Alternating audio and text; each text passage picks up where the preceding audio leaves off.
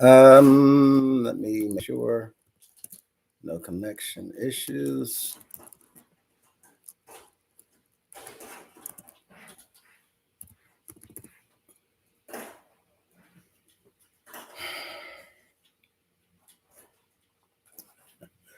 Okay. Well, I've been looking forward to this for a long, long time. So let's jump on in. My dear, sweet brothers and sisters of the household, the household, not the household of faith, just the household. Whatever household it is, that's for us to determine down the road. But at this time, we're going to jump in to the auxiliary bylaws. This right here, the auxiliary bylaws. Okay. And we're going to show you what this is all about. And when we're done, my hope is that even though you may get angry, even though you may be upset, my hope is that it does not create a frenzy and cause people to get out of hand. We want everyone to continue to keep their composure. Just simply understand that we're making you all aware so that you understand what's going on. With that in mind, let me just jump right on in. This is the auxiliary bylaws. This is one of the several books that has been utilized within our organization, the United House of Prayer for All People, to the word here is governing, laws and regulations for the governing of auxiliaries. The problem is this book was not meant to govern. This book, just like the other books, were meant to deceive. So what we're looking at here is not a law book. We're looking at a book that was written and put into a place so that it could be enforced, but it had to receive the respect of the people by giving the members the impression that it was lawful and that it was legitimate. Jamal says, good evening. Miss Mintz, hello, family. As Corrine says, welcome back. Thank you.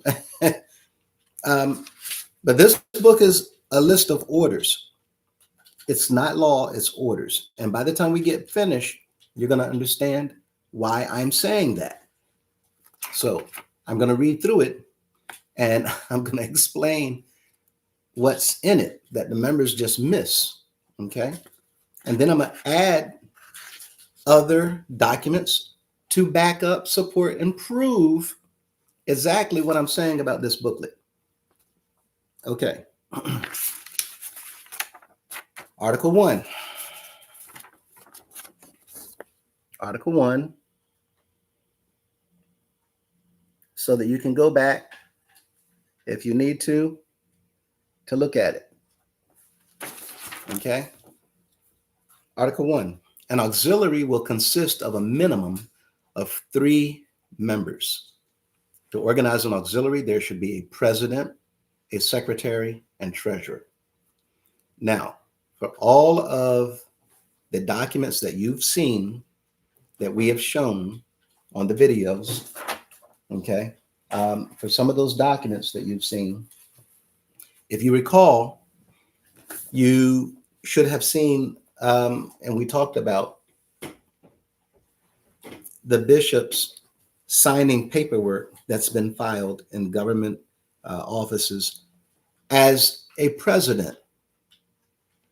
Remember, we had one bishop that we saw who had actually signed as a treasurer of the board, as well as a president.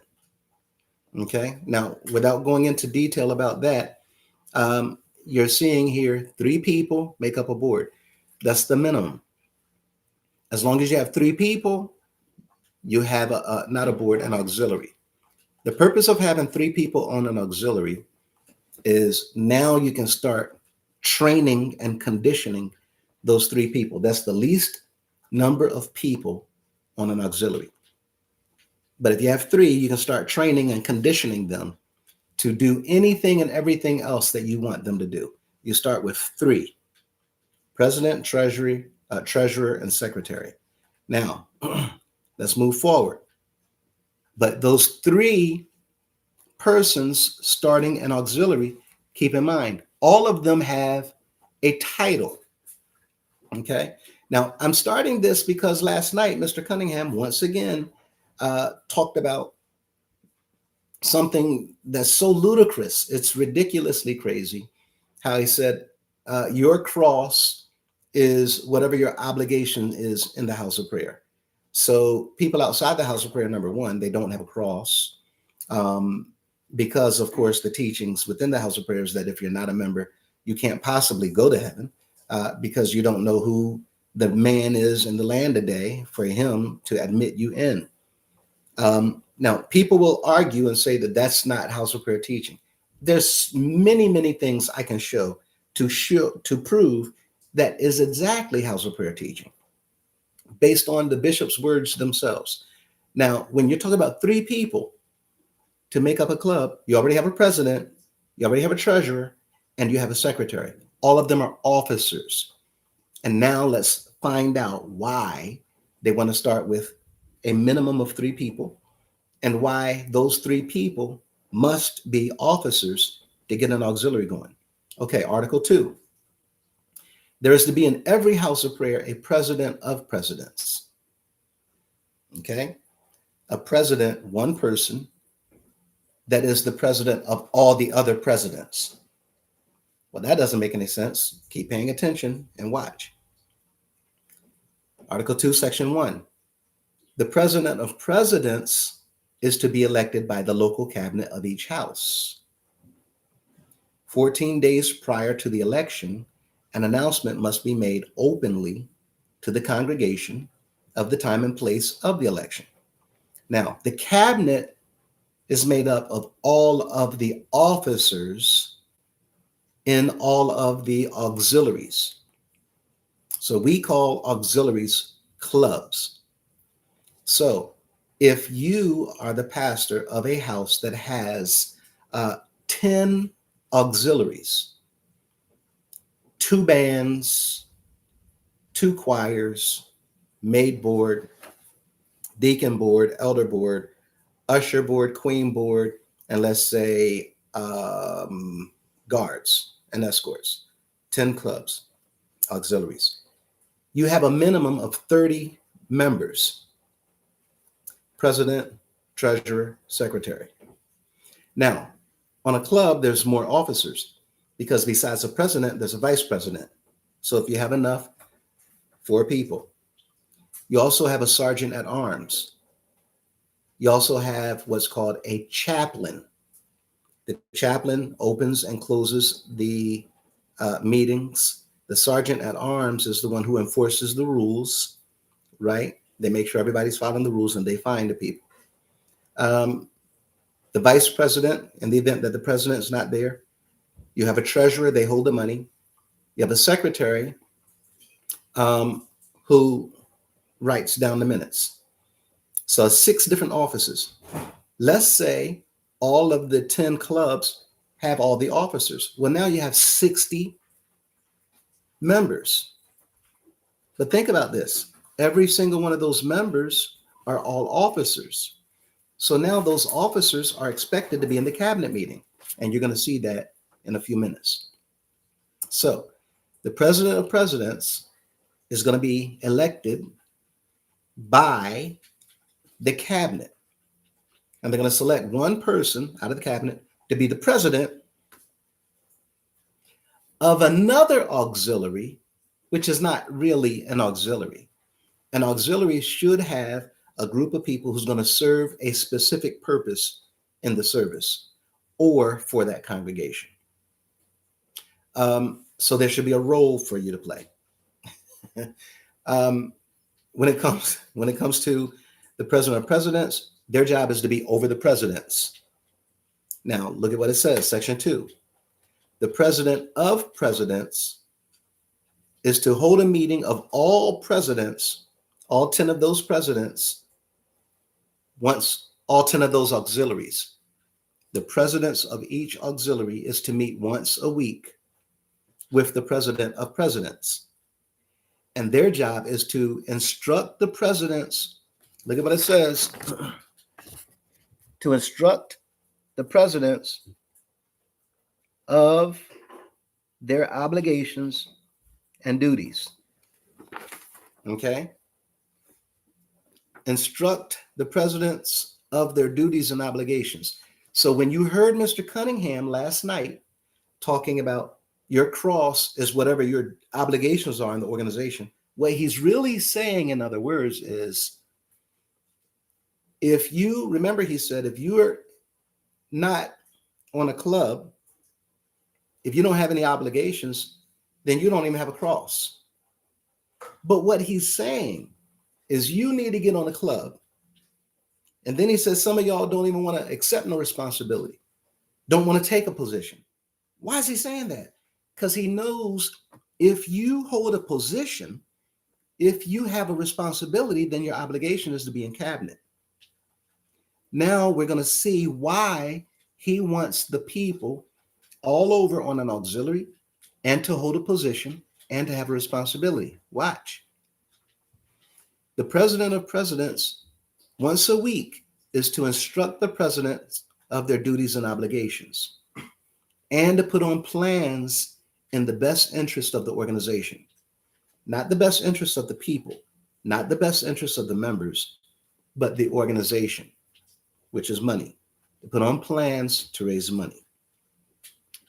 Article 3, there will be held a general election of all officers every 90 days. There is no limit as to how many times an officer may be reelected. However, all officers are to be elected by a majority vote. You can hold a position over and over and over and over and over again if you want.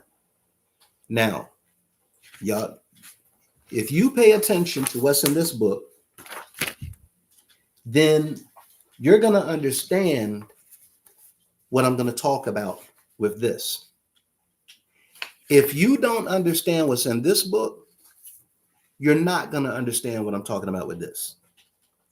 And I'm telling you, if you understand what I'm talking about in this book, you're going to end up getting angry. So pay attention. Article 3. There's no limit as to how many times an officer may be reelected. However, all officers are to be elected by a majority vote. Section 1. The pastor will preside at all general elections of officers of his house, or he may appoint an official of his house to preside in his absence. What that does, by the pastor presiding at all general elections on your club, the ushers, they're going to have their elections. Okay, the pastor's going to come and sit in on it. Band going to have elections, pastor come and sit in on it. Choir having elections, pastor sit in on it. If the pastor can't be there, he's going to appoint somebody to sit in on your club whenever you have elections. Why does the pastor need to be there for your club to have elections? Because it is to train your members that the head of that house is going to be presiding over everybody in the club. So that when you have your elections, You're already being conditioned to accept somebody coming into your meeting and supervising everything going on in it as if they have authority over everybody inside that meeting. The pastor doesn't have any business sitting in on an ushers meeting unless they bring him in. They have no reason to sit in on a choir meeting or a band meeting just because we're having elections of officers unless they ask him to come in to help guide them for the election process. It's no need to be there. The purpose is to prepare and to train the people. Now, the people, I mean brand new members, to get them conditioned that every time you have elections, the pastor is going to preside, not sit in, not supervise, preside. Why that word? Why is that in here? To train the members to get used to the idea of who's going to preside over the meetings, the biggest man in charge. And if you're conditioned and believing that somebody who's not even a member of the club that you're on, they get to come into your meeting and preside and take authority from the president, and they get to tell you what you can and can't do. They're going to tell you what you're supposed to and not supposed to do. Well, they're training you and conditioning you to accept somebody coming to your meeting. Why would they do that in local house? So that when a chairman wants to come in, he can come and take over the meeting without any fuss, because you're being conditioned to allow somebody to come into your meeting and completely take over. Why do they need that for the chairman? Because when the council come, they want you to think that they have the right to come in and take over. So they come into the state and take over the state without any fuss. Why? Because you've been conditioned to allowing somebody to come in to your territory and take over. Why would they do that? Because now when you go to the biggest meeting of the organization, you've been trained and conditioned to allow somebody to come in and take over while pretending to have authority over that territory. What are we talking about? The General Assembly. That's why they use the word preside. The pastor is to preside over an auxiliary meeting whenever they have elections. It's conditional so that the people will be prepared to accept the senior minister to preside over a General Assembly whenever there's an election. And it's already programmed into the people's mind for them to see the senior minister as the biggest man in the organization, the most powerful man in the organization, or the General Assembly secretary, right? Mr. Cunningham was both, to condition the people. Well, that's the biggest man here. Now, if there's no election, well, now the bishop, he's going to come and preside over the General Assembly every single year. And you're conditioned and programmed into accepting it without question, without challenging it. Why? Because you've been allowing your pastor or somebody that he appoints to sit in on a band meeting that they don't have nothing to do with, or choir, or any other club and auxiliary, just to monitor an election. Like they need to approve whoever it is that y'all elect. It's all conditioning. That's why they do that. Let's go back. Moving on to Article 4. Every member must give proper respect to his or her president or officers at all times. Every member. Again, new member come in, they're on the board, and now you're getting them trained. They give respect to the president and officers at all times. And that's the officer. Okay. I'm gonna respect them. That's the president. Oh, that's the biggest officer on the club. I need to respect the secretary. I need to respect the sergeant at arms. I need to respect the treasurer. I need to respect the chaplain. I need to respect the vice president. I need to respect all these titles. And the biggest one is the president. That's the president. I respect them. So now when we have elections, what happens? The pastor comes in. Oh, the pastor's bigger than the president. Ooh. And if you get elected to become president, well, now you have to sit on the president of president's meeting, because that's the big person right there. They're over all the presidents of the house. Mental conditioning to prepare you to be subject, to subject yourself to any and all officers and people with titles and positions, to train you to be subject. Don't ask questions. Don't challenge. You just be subject. That's an officer. That's an officer. In case the president or officer is wrong in the sight of an individual, he or she must go to the president or officer and try to reason together. Let me say that again. In case the president or officer is wrong in the sight of an individual, he or she must go to the president or officer and try to reason again. If the president is wrong, if the officer is wrong, the person must go to them and try to work it out.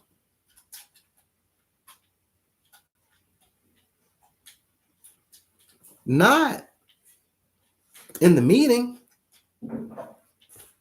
This says if they're wrong in the sight of an individual. What if they're in a meeting and they're in the wrong? This says the person must go to them and try to work it out. If no agreement is reached, the matter must be brought into the auxiliary meeting. In the event the matter cannot be solved, the president of presidents must be called in, and he or she is to give advice as to the right solution to the problem according to his or her knowledge. Now, again, if they're the ones in the wrong, the member got to go to them and try to fix it. This is backwards.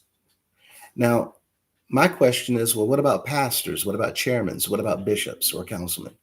If they're wrong, do y'all see the problem here? So the member has to go to them to try to fix it. But they're the ones wrong. And they're the ones with the power. That's why it's written that way.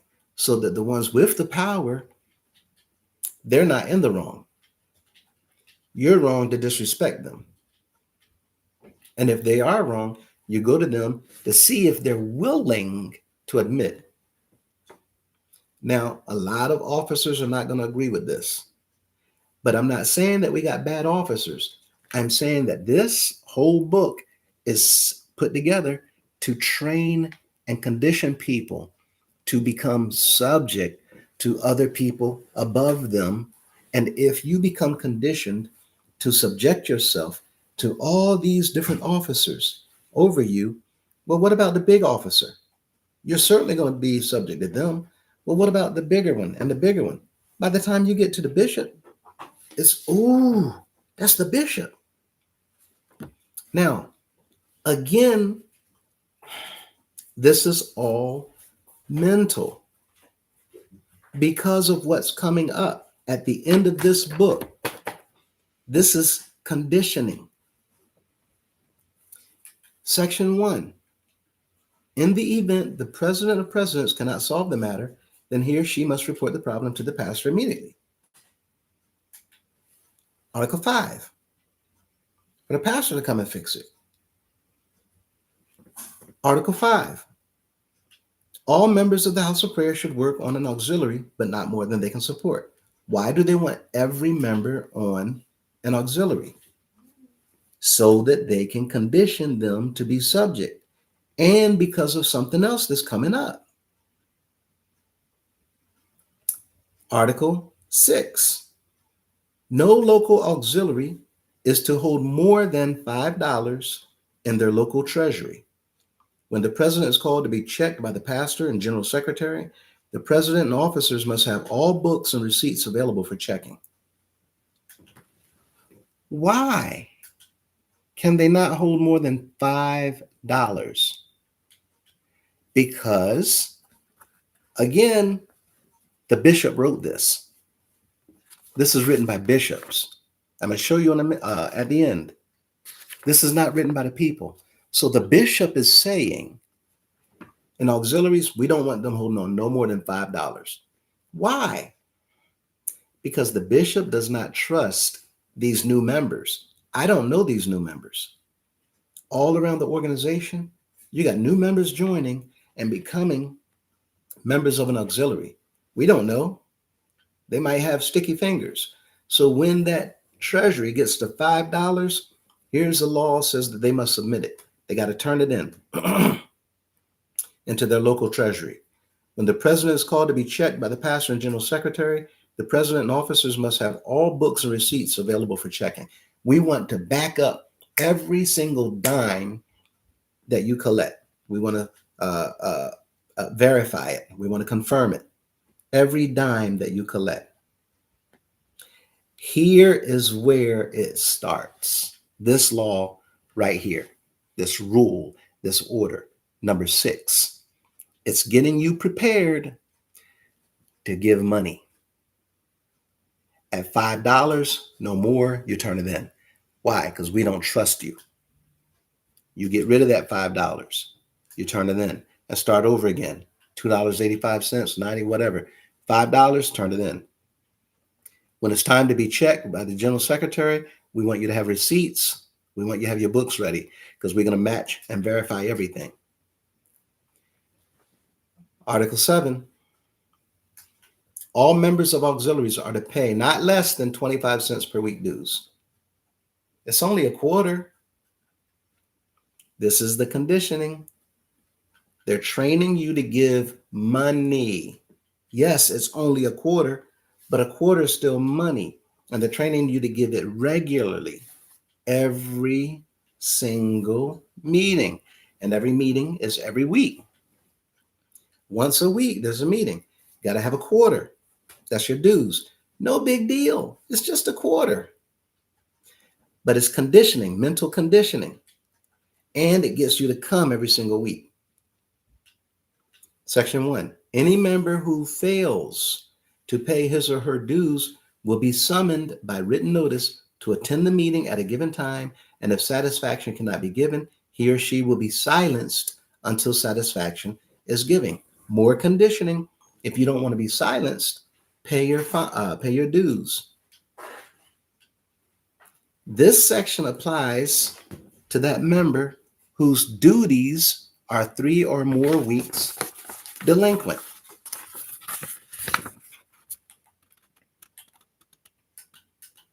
Whose duties are 3 or more weeks delinquent.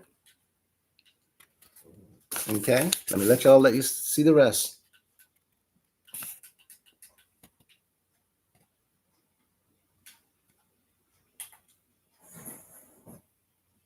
Now, this is training to get the brand new members giving 25 cents a week.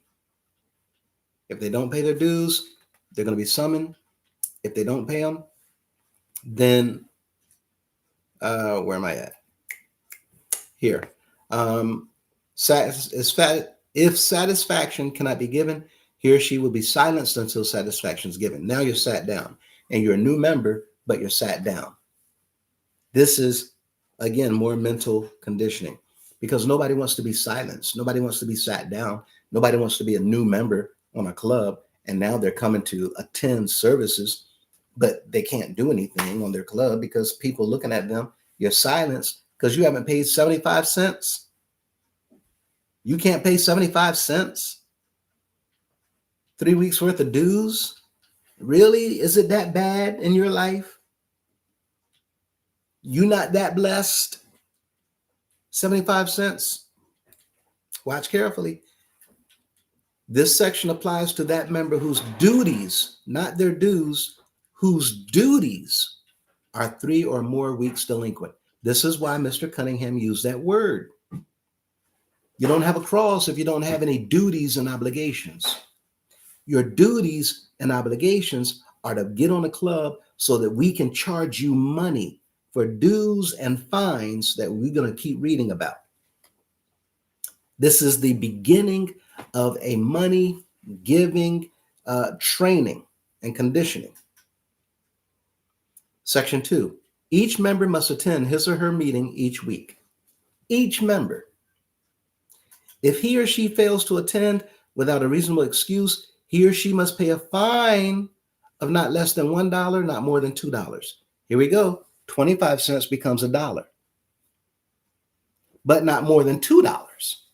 That's not a lot of money. Doesn't matter. You're being conditioned. Don't pay my dues. I can get fined if I'm late, if I don't show up next week. Okay, well, you got to pay $1 fine for being absent last week. Okay, my bad. Here's $1. Boom. Getting you conditioned. Maybe $2. Section A. If he or she fails to cooperate with this law, the president has the power to silence the individual for not less than 30 days and not more than 90 days. Not less than 30 days, not more than 90. And he or she will not be accepted in any other auxiliary during this period. It is to shame you.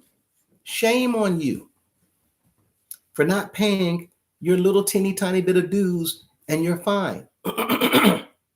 And now, for a month, you can't do anything else. And you are to come and to be shamed and humiliated publicly without anybody pointing a finger, without anybody saying anything. But everybody knows that you're silenced. Why? Because you're not performing on your club. You're not singing with the choir. You're not playing with the band. You're not being used by the guards or the queens or the ushers. No, you're sat down. It's conditioning. And if you accept that penalty, well, now you're being even further conditioned to accept penalties for not keeping your duties and obligations as a new member. But Mr. Cunningham is telling people that, we don't charge no money if you want to join the house of prayer. We don't charge. Well, of course he's saying that. But he knows that if that person gets on a club and on an auxiliary, cha-ching, and when a pastor see a person walk in that door, what do they hear? They hear dollar signs. Cha-ching, cha-ching. Every member walk in that door, it's like a bell goes off on a cash register. Ding, cha-ching, ching, ching. Those old cash registers used to have a bell on it. And that was so that people can hear when it's being opened. So it gets their attention so that people are not stealing. Today, electronic cash registers, you don't have to worry about that. But it's conditioning. Look at B, section 2B. If a member wishes to be reinstated, he or she must pay their dues and all other obligations weekly during the time he or she is silenced. You want to get back on the band? Pay your dues every week, pay your fines while you're silenced, and then you can come back. More conditioning to get you not only to accept the penalty, but to get you giving money after you've accepted the penalty. And you're being conditioned to still pay respect to the officers on your auxiliary. Now, if I can get you trained and conditioned to give this money at that level, then how do you think these members are going to see a chairman?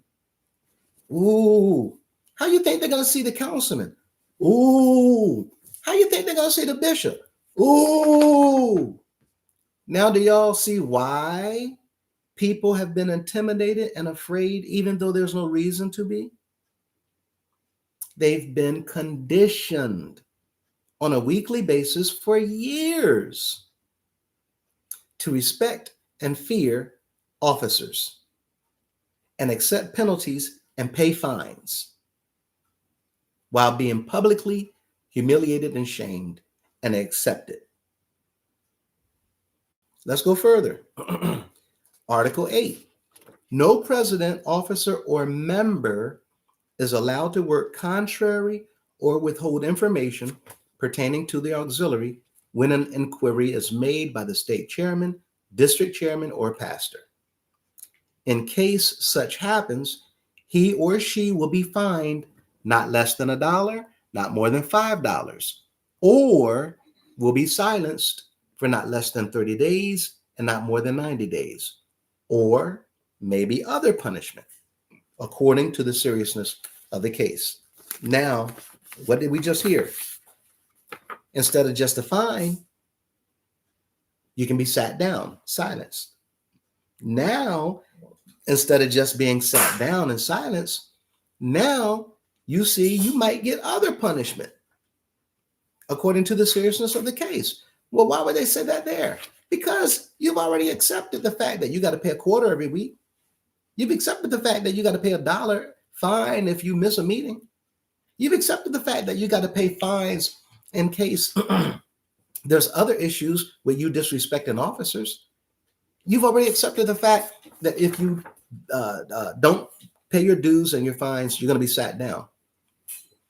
You've accepted all these things. So now that we got you trained to subject yourself to these things, now if a state chairman or district chairman or pastor comes and asks you, how much money did y'all's club raise for Easter love gift? Come on, I can't tell you that. Boom. Now we can sit you down and fine you for not cooperating. Because the law says anytime they make an inquiry, you're supposed to answer. And this happens all the time. Watch carefully. Article 9. A chairman, assistant chairman, pastor, elder, officer, or member will not work contrary or withhold information when an inquiry is made by the Supreme. Conditioning. If you accept that you must give information when a chairman, district chairman, or pastor comes and asks you, well, of course, now when the bishop asks you anything, he's not even called the bishop. He's called the Supreme. Mental conditioning. That's not the bishop. That's the Supreme. You know good and well you're going to give him any information he wants. Now, watch carefully. That's everybody. Chairman, assistant chairman, pastor, elder, officer, or member. That's everybody in the organization. And remember, who wrote these orders? Bishops. And they're writing these things to put themselves above and beyond everybody and subject everybody beneath them. And if you don't answer any inquiry that they make, boom, you get consequences.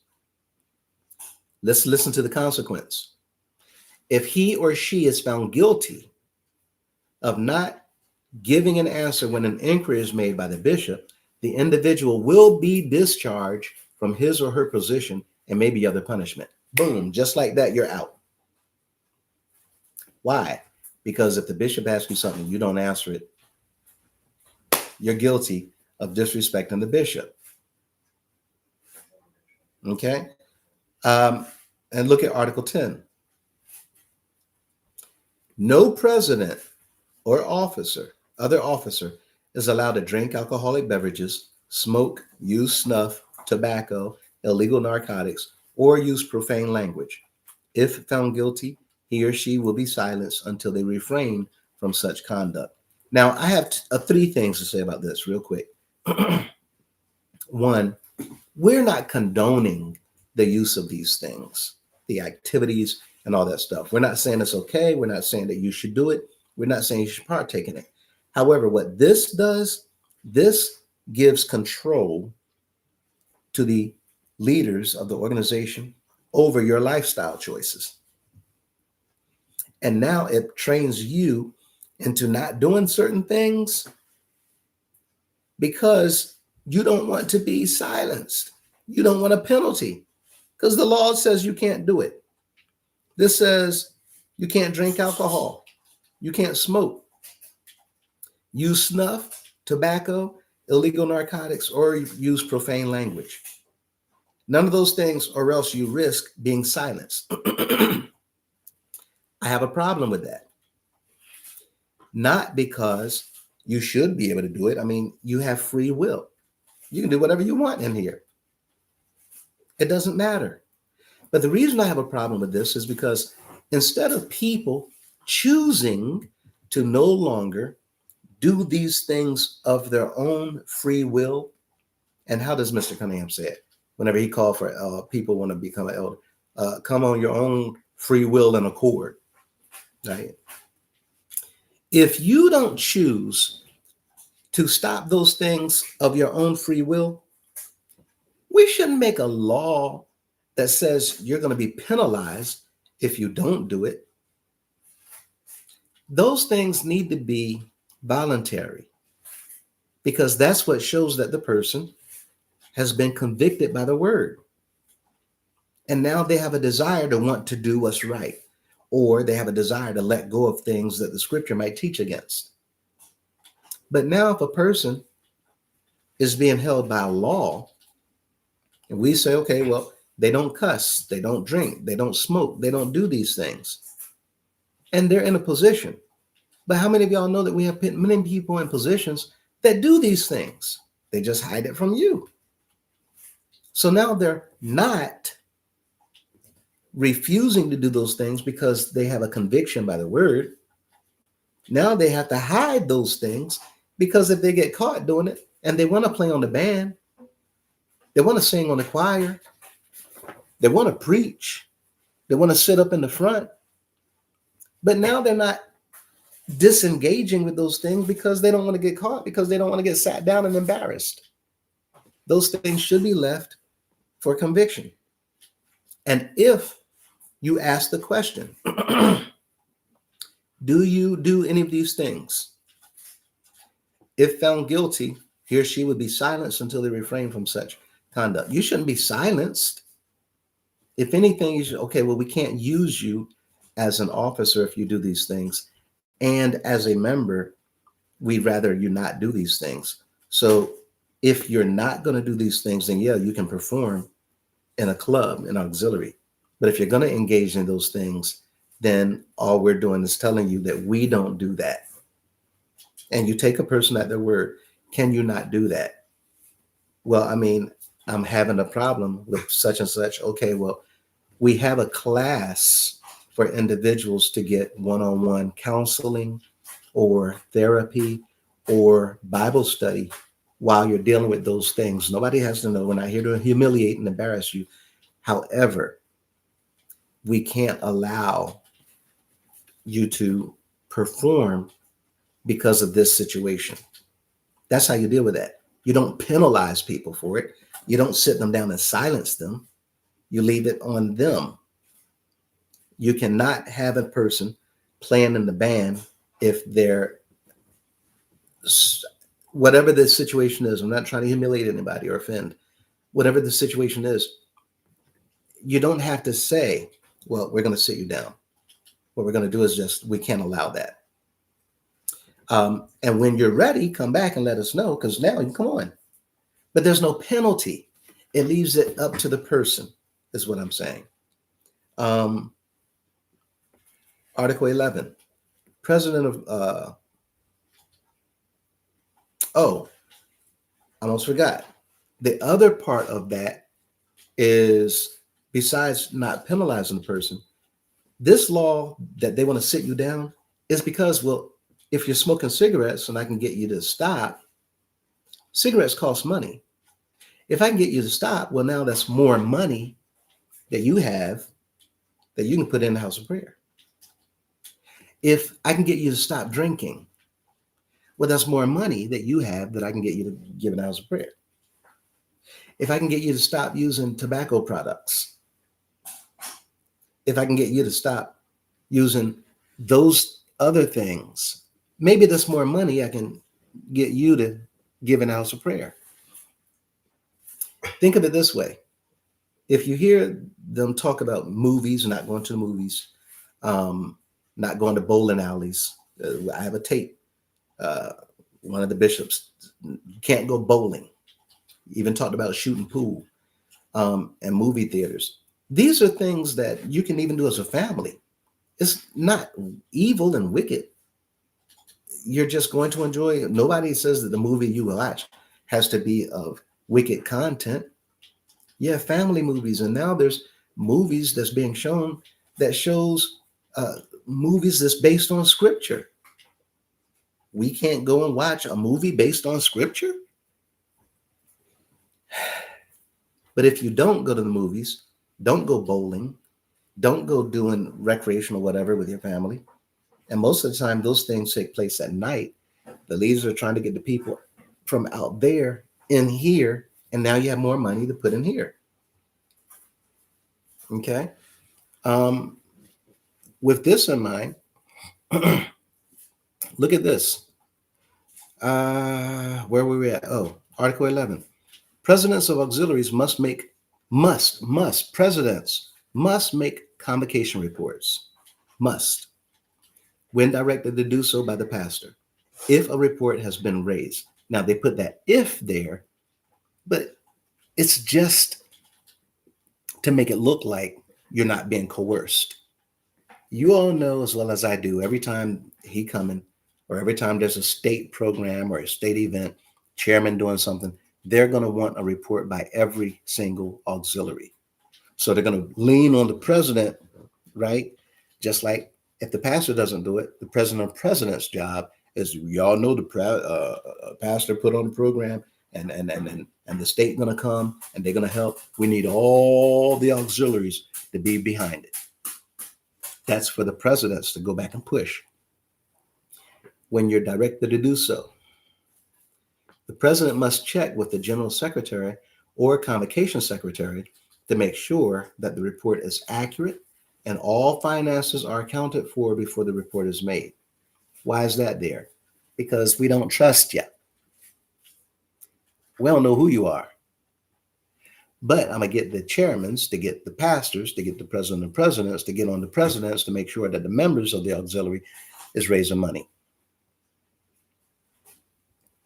And whenever there's an inquiry made, you better have the money.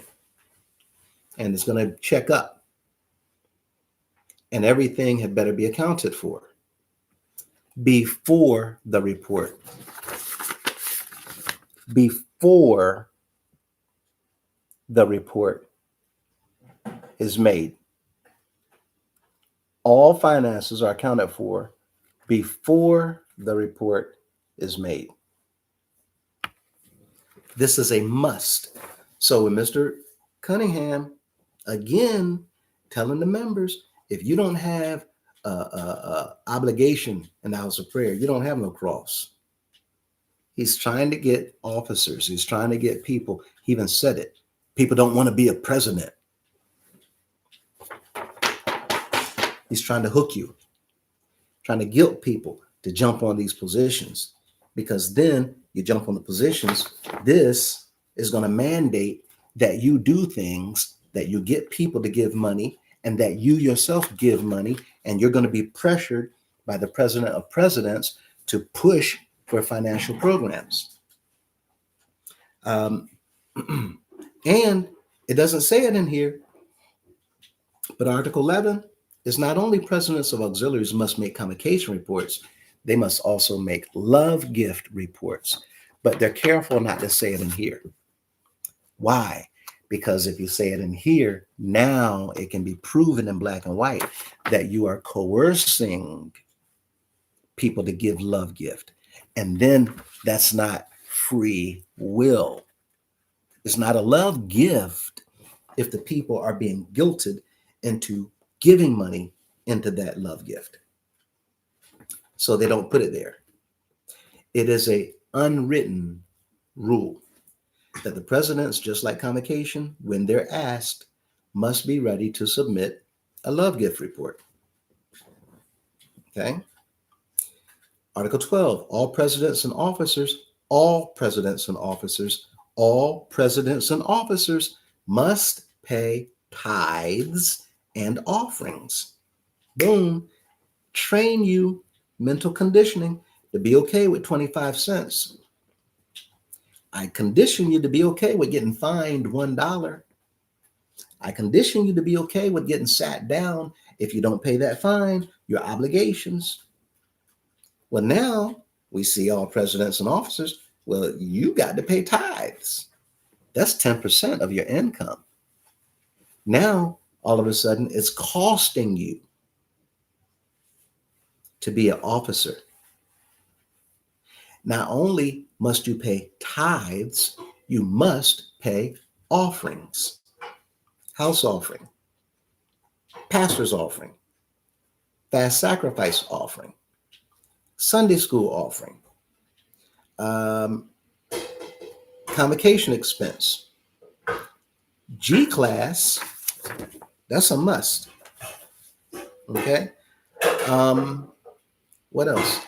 We have cabinet dues, um, chairman's travel, representative gift, grace aid, back the attack. How many of y'all forgot about that? Back the attack. Board report. That's 12 right off the top of my head. If I give some time and think, I can come up with other offerings that they're going to take up that you must give in, right? You have pastors' anniversaries, table club, uh, scholarship fund, scholastic achievement awards, grace aid. We can go on and on and on. But this is a must for presidents and officers, right? If they fail to do so, he or she will be silenced from their duties until they comply with the rule. Until they comply, you will be silenced from your duties. No longer in Kansas anymore, Dorothy. Not with no 25 cents a week dues. You're going to be paying. Mr. Cunningham, we don't charge you to join the house of prayer. No, we guilt you. We ride you like a horse until you give. Now, presidents and officers. Oh, wait a minute.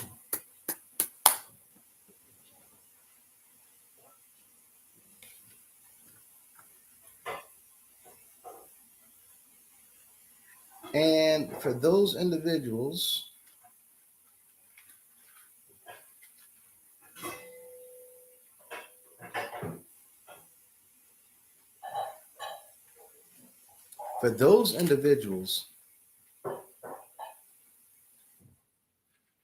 I always do this. Every time I look for the jail. Anyway, we have another rule that any individual that does not pay your fine, you will go to jail.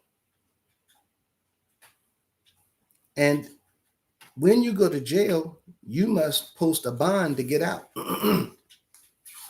In order for you to go and get the money that you need to pay your fines.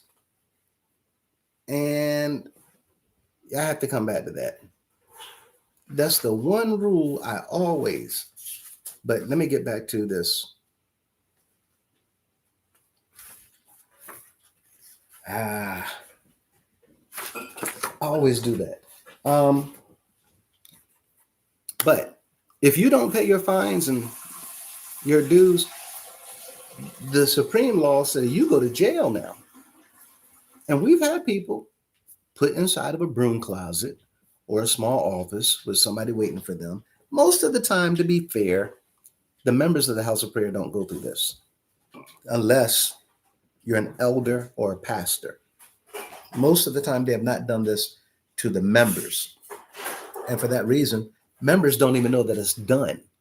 And with that said, many of our members don't even know that that's a rule. But let's get back to this. Article 14. Every president must make, Article 13. Presidents, officers, or members will not talk unnecessarily, eat or chew gum during a meeting of any kind. Article 14. Every president must make board report. Every president must make board report and convocation reports for the auxiliary. You must do it. And look at what it says after that. This is the law. Why do they print that? To make sure that they double down. There is no excuse. There's no reason for you not to do it. This is the law. Well, they already understand that this whole book is supposed to be the law. So why would you print in a law book that this is the law? Telling you, members, friends, people, this is a mind game. It's mental conditioning. If a president fails to comply, he or she will be governed according to Article 8. They love to do that. Refer back to another article. Well, let's see what Article 8 says. No president, officer, or member is allowed to work contrary or withhold information pertaining to the auxiliary. In case such happens, he or she will be fined not less than $1, not more than $5, or will be silenced for not less than 30 days and not more than 90 days, or maybe other punishment.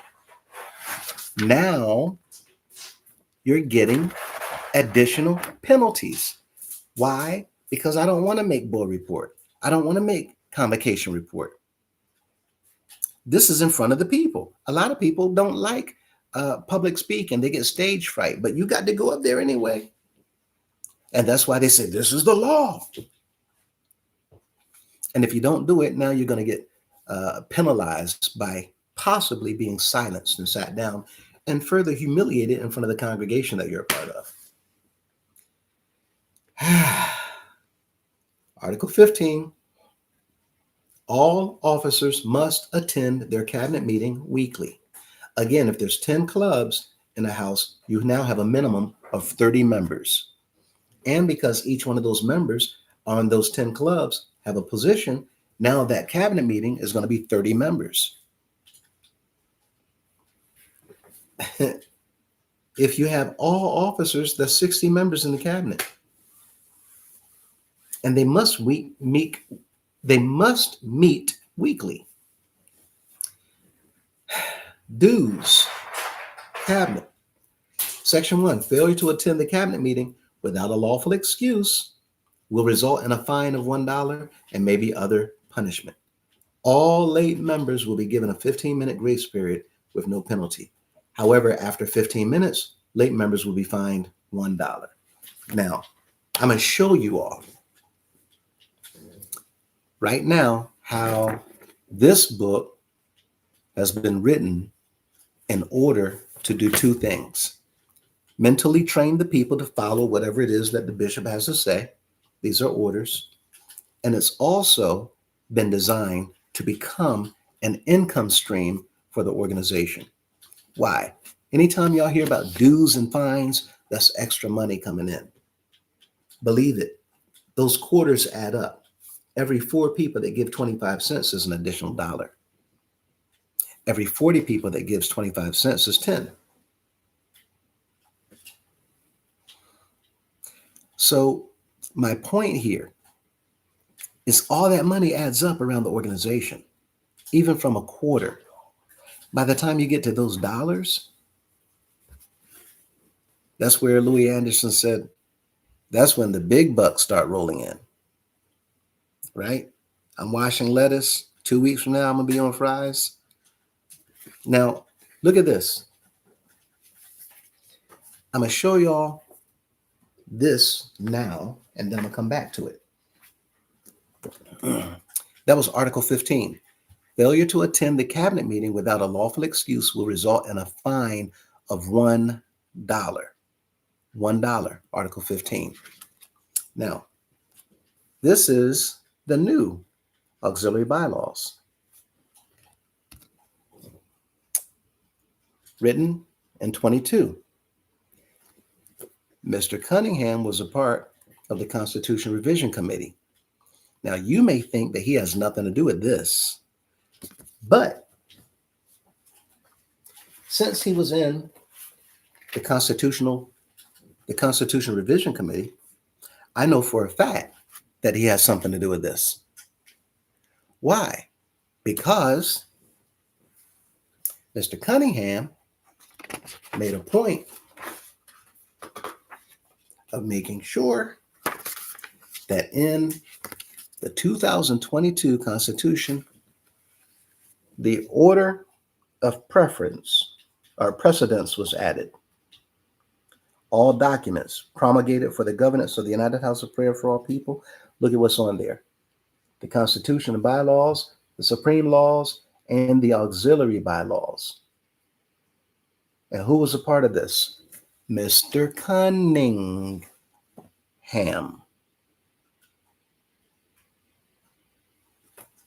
He made sure he put this in here. Why? Because of this. I just read Article 15, where you can get fined $1. But when you go into Article 20, this, which was released in 22, Article 15 says, all officers must attend cabinet meeting. Look at Section 1, Article 15, Section 1, and look at what the fine says. Failure to attend cabinet meeting without a lawful excuse will result in a fine of $5. $5. It went up from $1 to $5. Just like that. And nobody knew about it. Y'all didn't know. I didn't know. Nobody in the organization knew, except Mr. Bailey, his daughter, Miss Mickey Bailey, Esquire, the new General Assembly Secretary, Mr. Jimmy Jones, Chairman of New York, the judge that was part of this, Mr. Cuthbert from Georgia, and Mr. Cunningham, who was at the time the General Assembly Secretary in 2022. Also a council member. Also the head judge on council, and also the senior minister. So you can't tell me that he did not know what he was doing. As a council member alone, you know better. Not only a council member, but the pastor of 6th and M Street, you know better. Not only the pastor of 6th and M Street, but you're the chairman of the District of Columbia, D.C. and Maryland. You know better. Not only the chairman of D.C. and Maryland, but the General Assembly Secretary is supposed to be enforcing the law. And the head judge, you enforce the law on other people and penalize them when they don't. And the senior minister.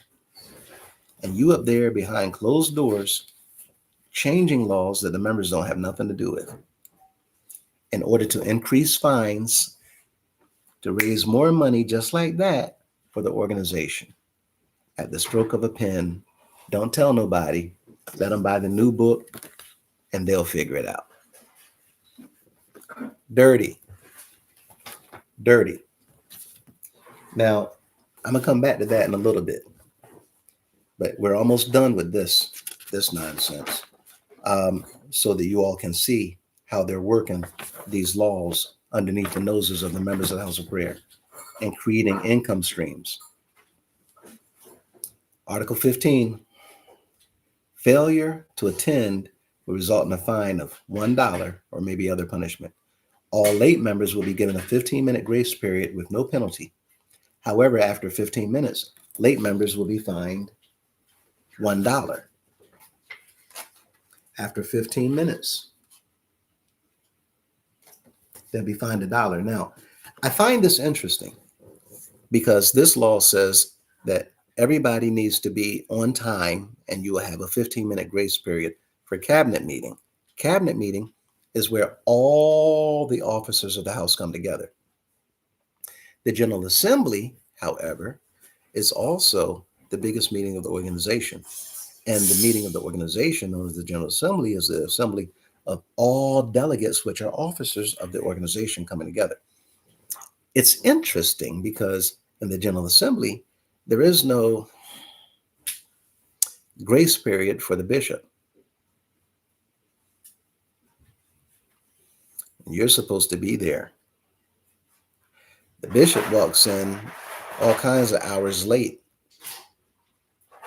but yet there's no mention of it.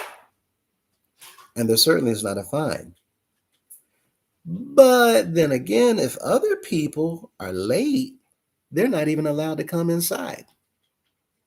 You make them wait right outside that door. And they have to be humiliated as their names are called out before everybody that's in the building, one at a time. And then they have to tell why they're late. And then they have to listen to the one who's sitting up there in the seat judging everybody else and asking, why were you late? Well, I had a car problem. Oh, you had a car problem. You couldn't figure it out before you got here? You had a whole year to work out your car problem. Blase, blase, blase, blah.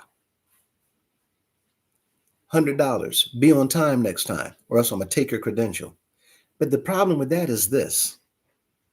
The same person that you're penalizing with a $100 fine, they've been waiting for you to arrive for the last 2.5 hours. How are you going to penalize them and they got there way before you? Income streams coming into the organization through fines. Members, I'm telling y'all, watch this, pay attention. Section 2. If a member of the cabinet fails to meet 3 consecutive meetings, the member will be called in question by the chairman of the cabinet in the cabinet meeting as to the excuse for the absence. If the individual does not have a legal excuse, he or she will be dealt with according to the degree of the case. But we don't see nothing at all about the councilman being dealt with, chairman's being dealt with, more importantly, the bishops. Nothing about y'all being dealt with at all. Only the people being dealt with throughout the entire organization. Interesting. Let's get ready to close out. This is all we have left. Article 16. Whenever convocation sets in the state or whenever the Supreme arrives in the state, here we go, slick. Whenever the Supreme arrives in the state, all members of the state must wear uniforms. Must wear uniforms. All members. Now, remember, if you're a member, the law says every member should be on at least one club. Well, if you're on at least one club, well, now you have a uniform because the chairman is going to see to it that you have a uniform. The chairman is going to see to it that you uniform with your club, your auxiliary. Why is a uniform so important that when the Supreme arrives or during convocation, all the members of the state have to wear a uniform? Because of this. We all know that when the Supreme come, everybody in uniform, they want them to march, right? There used to be a uniform march, and the uniform march would happen in order to train the people, condition them to get up and march, right? In the beginning of the service. They don't do that no more now. But uniforms, why would they want you to uniform? Well, introducing to you the Are You Aware? And in the Are You Aware? In the Are You Aware? We have another order of the bishop, and it says,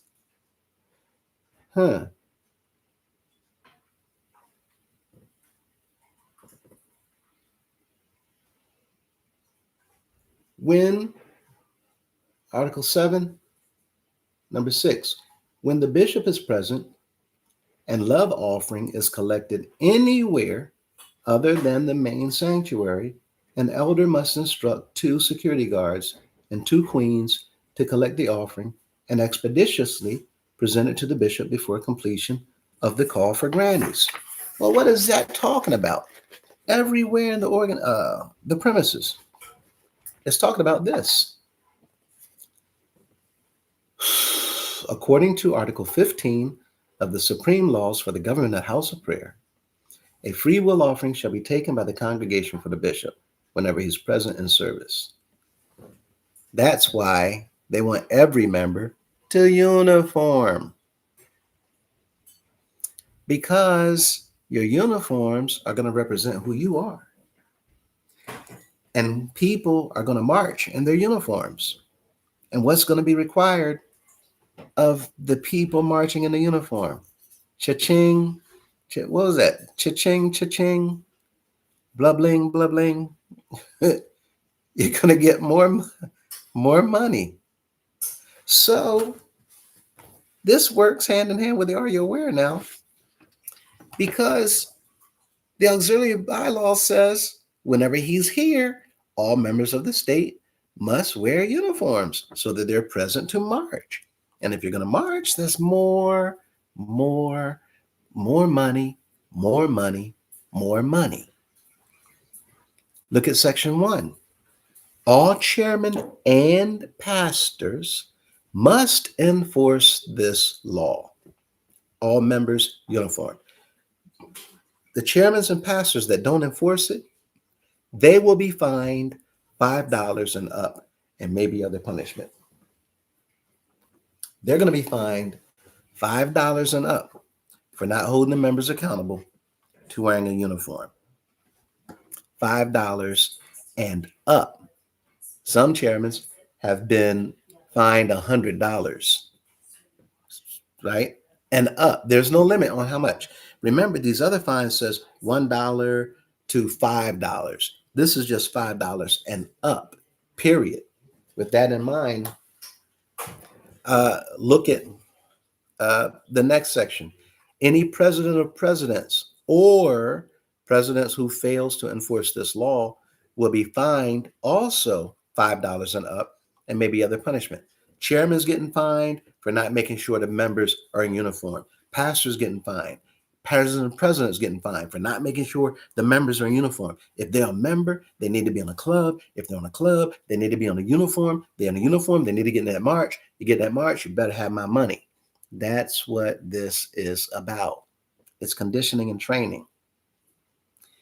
Any member failing to uniform without a lawful excuse will be fined $1 and not more than $5. Any member not uniforming. You need to be in your uniforms, and you need to come and pay in love gift. Section 4, Sundays and any other night designated are set aside for all clubs to uniform. Why Sundays? Because on Sundays, we're going to be taking up the most offerings. First of all, there's tithes, then there's house offering, then there's love gift, then there's G-class, then there's raffles and rallies, then there's convocation expense, there's state expense, there might be table club, remember table club? All these things are taken up on Sunday.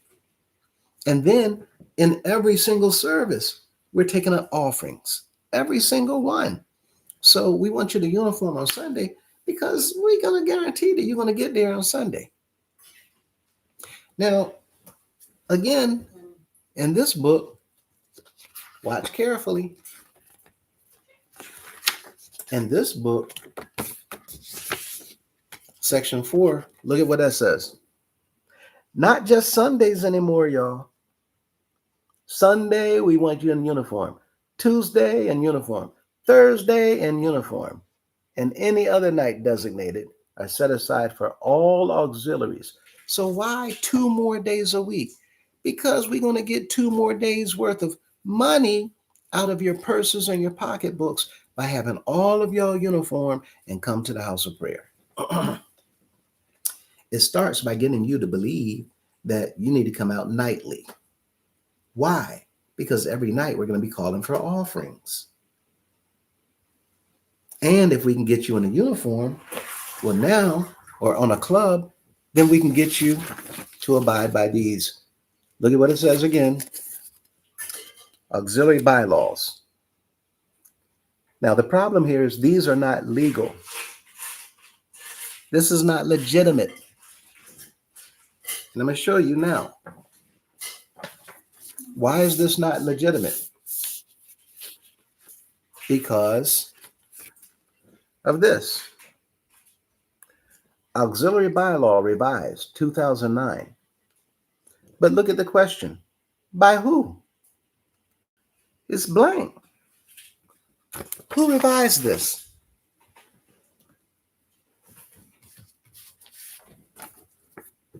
Right here. Auxiliary bylaws. Revised. By who? 1997. Who revised it?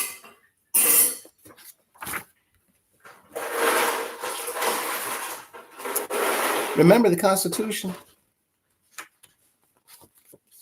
At least they lie and tell you that it's been revised by the General Assembly. But this book does not tell you who revised it. Why not? Because they don't want you to know that the members never ever made these rules. These are not rules by the members. Watch this. Now, this was 97. This one's 2009. Now, mind you, each time it's revised, what that means is there's changes in here. There's changes. So it's been revised. Here is another. 2011. 2011. But look at this one. Look how slick they got. There's the last page. Okay. Turn the page. Nothing. Nothing. It doesn't even say that it was revised. Look at the back. Nothing. It doesn't say it was revised at all. But it was. It was reprinted because they made more changes. And the changes has to do with more things that are taking from the members of the organization simply because they told every single new joiner to get on a club. That's not all. Same thing. 2011 meet 2022. Okay? And here's the last page. Last rule. But look, it doesn't state that it was revised. Why not? They got slicker. It doesn't say that this was revised on this one, 2011. It doesn't say that it was revised here. Slick. They're not letting the people know that they're changing these rules. Now, here's your problem. Again, Mr. Cunningham made sure that while he was on that illegal, secret, backdoor Constitution Revision Committee, that he came up with a bunch of stuff. And one of the things that he came up with was that we talked about earlier, order of precedence to now include the auxiliary bylaws in the Constitution. So since the auxiliary bylaws are mentioned in the Constitution, this book now means that the members are now bound to the auxiliary bylaws, but not those only. They're also bound to the supreme laws because Mr. Cunningham, the cunning man, made sure that he put it in here as well, supreme laws, also with the Constitution as it's listed in here. Now, here's your problem. These books, along with the Constitution and along with the supreme laws, were not written by the people. And I know you're going to say, wait a minute, the Constitution was written by the people and the Constitution was amended by the people. I'm saying no, the Constitution was not written by the people. The Constitution was written by the first bishop, Mr. Grace. And then it was revised by the second bishop, Mr. McCullough. Then it was revised by the third, Mr. Madison.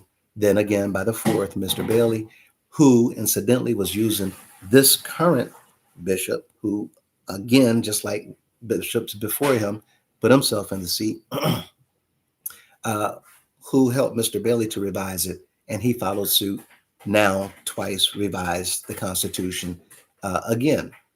Um, Now, this is what I mean when I say these bishops are writing laws.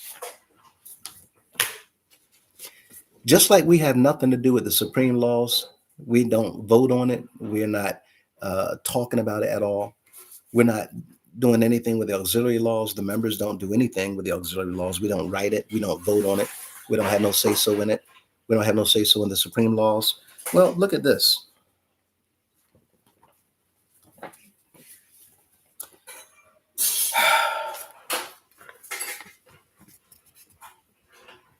Madison Mays, Rules of Conduct and Performance. Okay. Well, who wrote that? Certainly not the maids.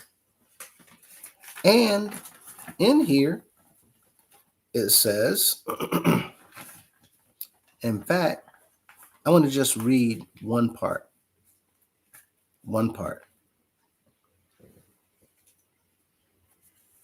and let you all see it.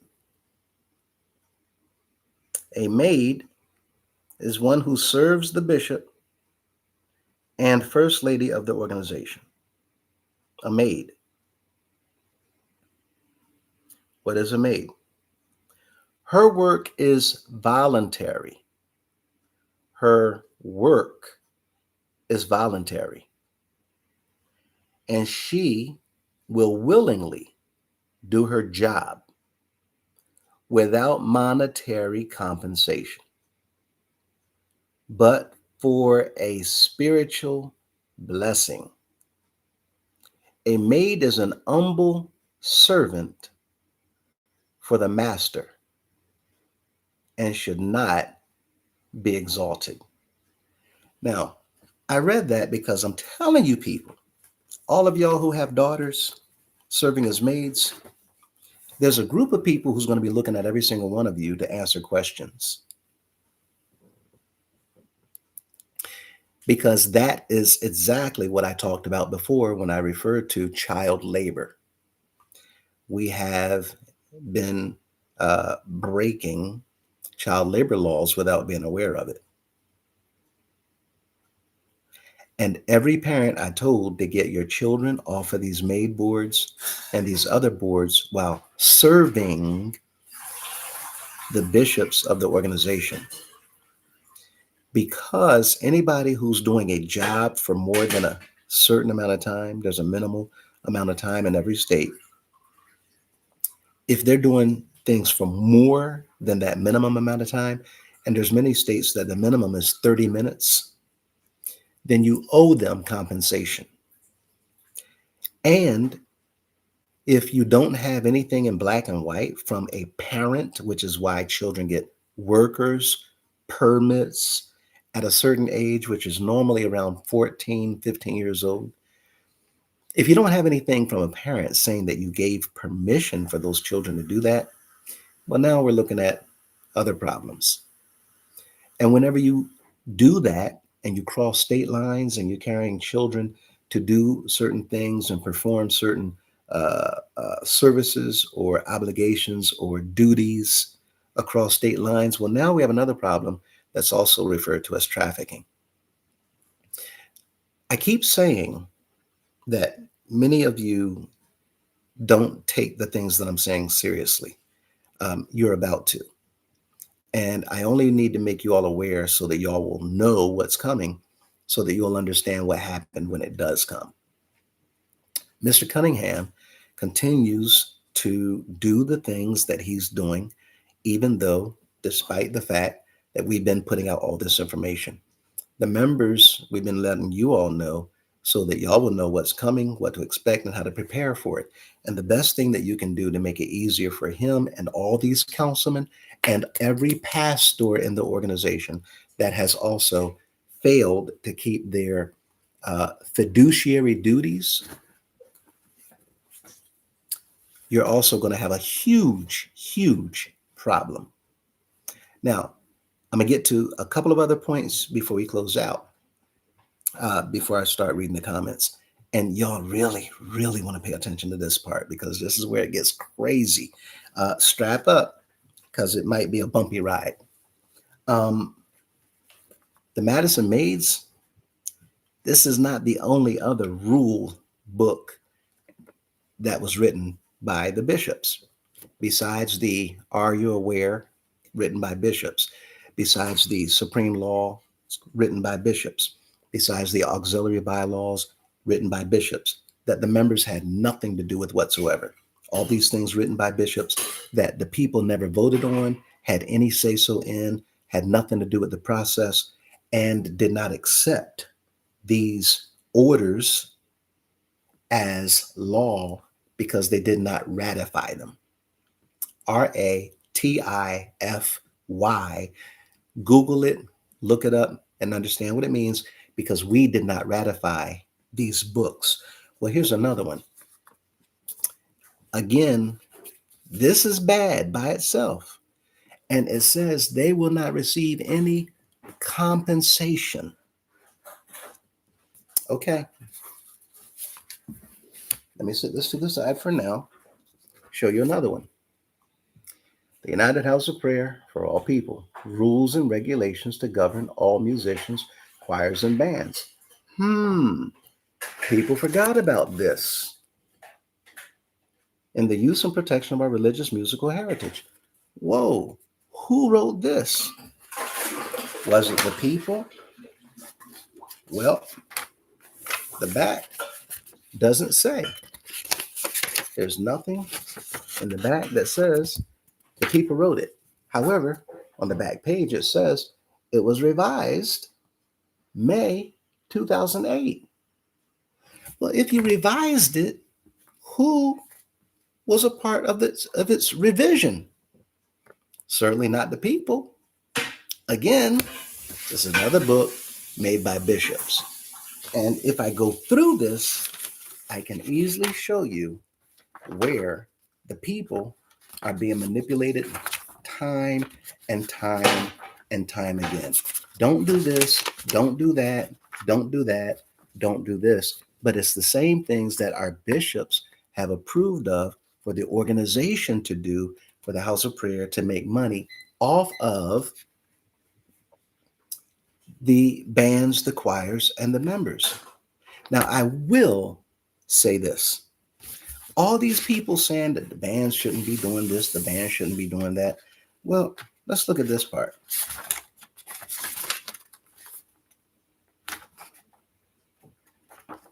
Okay. Now, this is 2008. And look at the last line. It says, if you, okay? Now, if you, wait a minute. If you want to use your God-given musical talents to earn money for your works in the house of prayer, do so in the beauty of holiness. In so doing, your sacrifices will be accepted and you will always be blessed. What is that saying? If you want to use your God-given musical talents to earn money for your works, to give money in the house of prayer, do so in the beauty of holiness. Now, let me remove a few words. If you want to use your God-given musical talents to earn money, do so in the beauty of holiness. That's how that should read.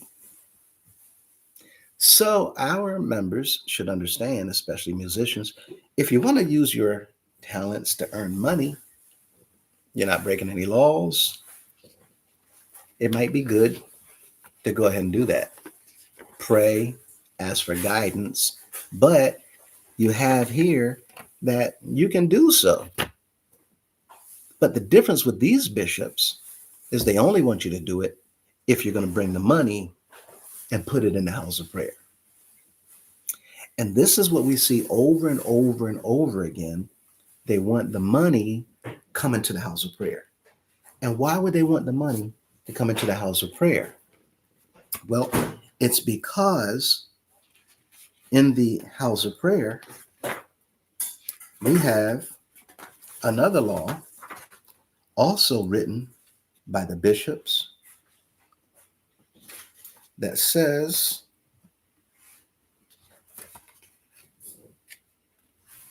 number 5,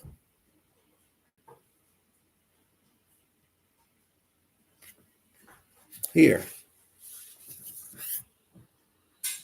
Number 5, the bishop shall hold the property of all of the congregations of the organization as trustee. So he wants all the money to come into the house of prayer. Why? Because the only one that's going to control its spending is going to be the bishop.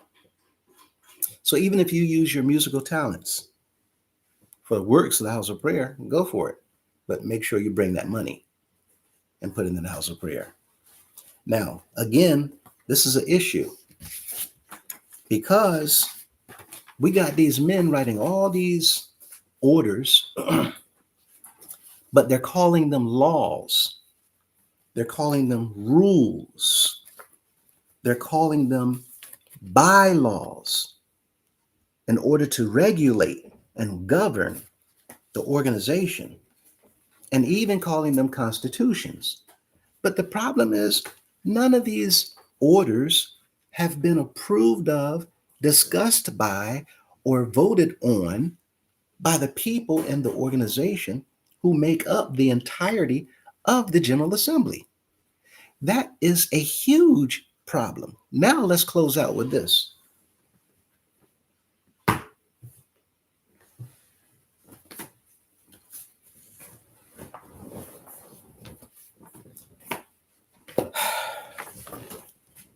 Well, we're not going to close out with this. There's one more thing.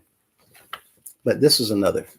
This was intended to be another rule book for married couples. So the bishop attempted to make a rule book for married couples.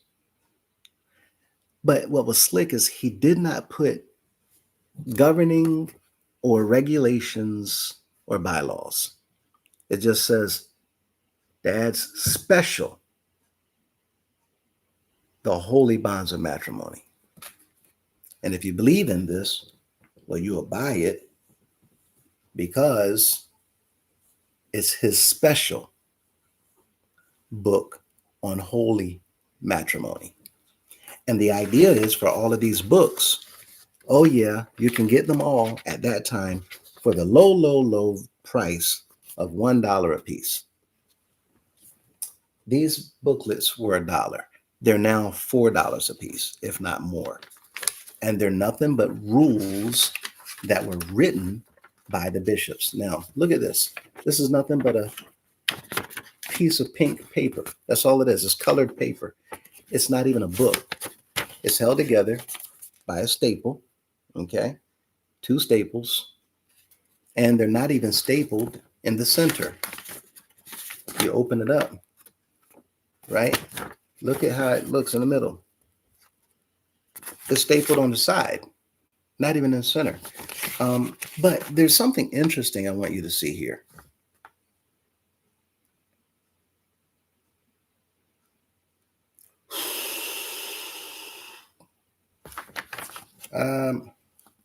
Oh, here we are. Now, remember I said earlier, Mr. Cunningham, and today Mr. Murray wants the people to think that Mr. Cunningham and these bishops are all God, right? Mr. Murray said that God made him more than a man. He made him a God so he can talk to him face to face, only for us to debunk it and find out that he didn't make him a God. He said, I'm going to make you appear as a God to Pharaoh. But he didn't say, I'm going to make you a God. The people are not going to see you as a God. Israel certainly didn't see him as a God, even though they did see different things about Moses, including a veil that he had over his face. But the point that I'm making is that Mr. Murray, you're wrong. Mr. Cunningham, you're more wrong. And you're certainly not God in the earth today. But I'm going to show you where they get this from. Here's a line. And let me bend this back so that you can actually see what it says. And it's old. I don't want to ruin it. Okay.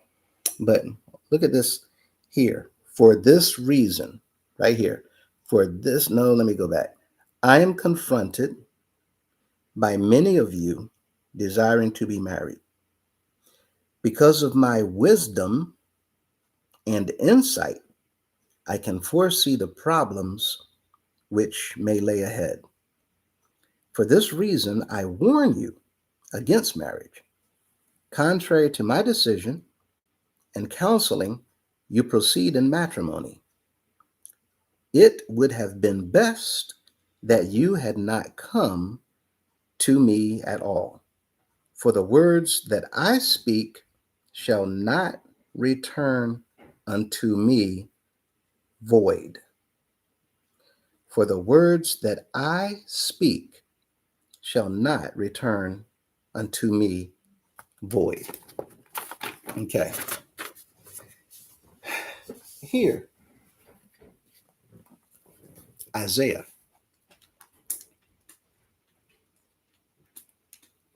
55th chapter of Isaiah and the 11th verse. 55th chapter and the 11th verse.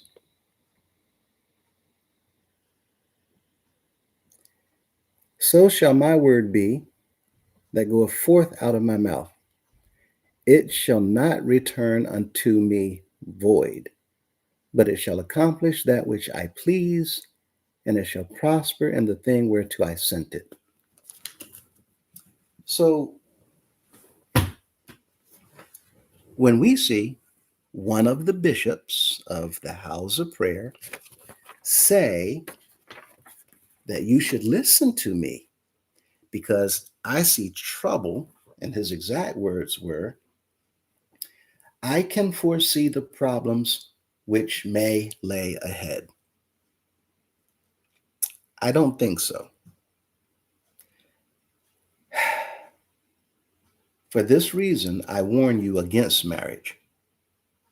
Contrary to my decision and counseling, you proceed in matrimony. I'm going to stop here.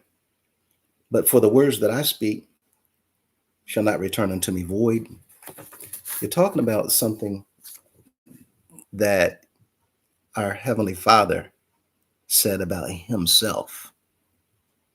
And so when we have men down here portraying as if they're him, we already are having a huge problem. And when we see men using manipulation and, quite frankly, religious mind tricks to deceive people into believing in them, well, there's laws about that as well that our members is going to find out about. But here's the thing before we close out.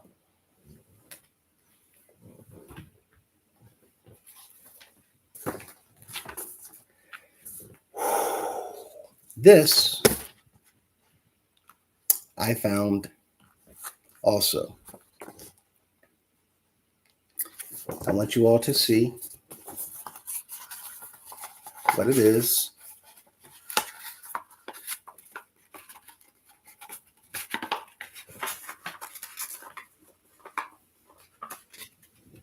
Right here. I received this in 2009 while I was in Texas, pastor of San Antonio, the National Committee Member, Apostle Crawford. Subject is the auxiliary covenant. The auxiliary covenant. Okay. I said before in one of my videos, I, to my knowledge, am the only pastor in the entire organization that did not participate in this. I'm the only one. And I want to read this. Matthew 5, 5th chapter of Matthew.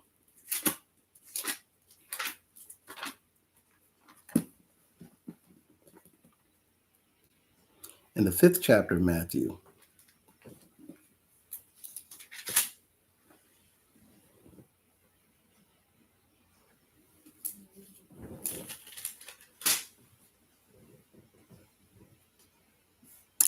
in the 5th chapter of Matthew, in the 33rd verse, it says, "Again, ye have heard that it hath been said by them of old time, thou shalt not forswear thyself, but thou shalt perform,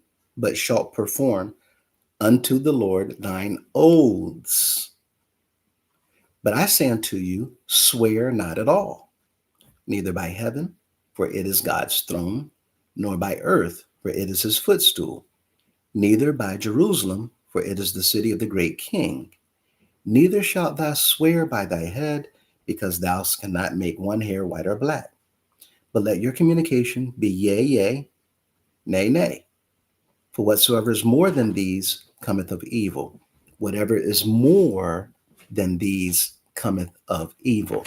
James remembered what he was taught. So in the book of James, if you look at the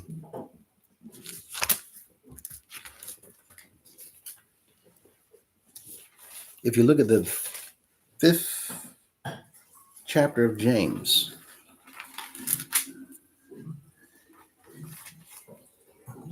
in the 5th chapter of James,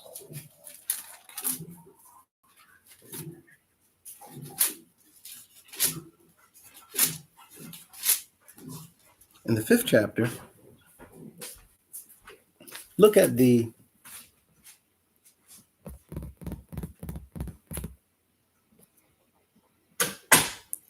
12th verse.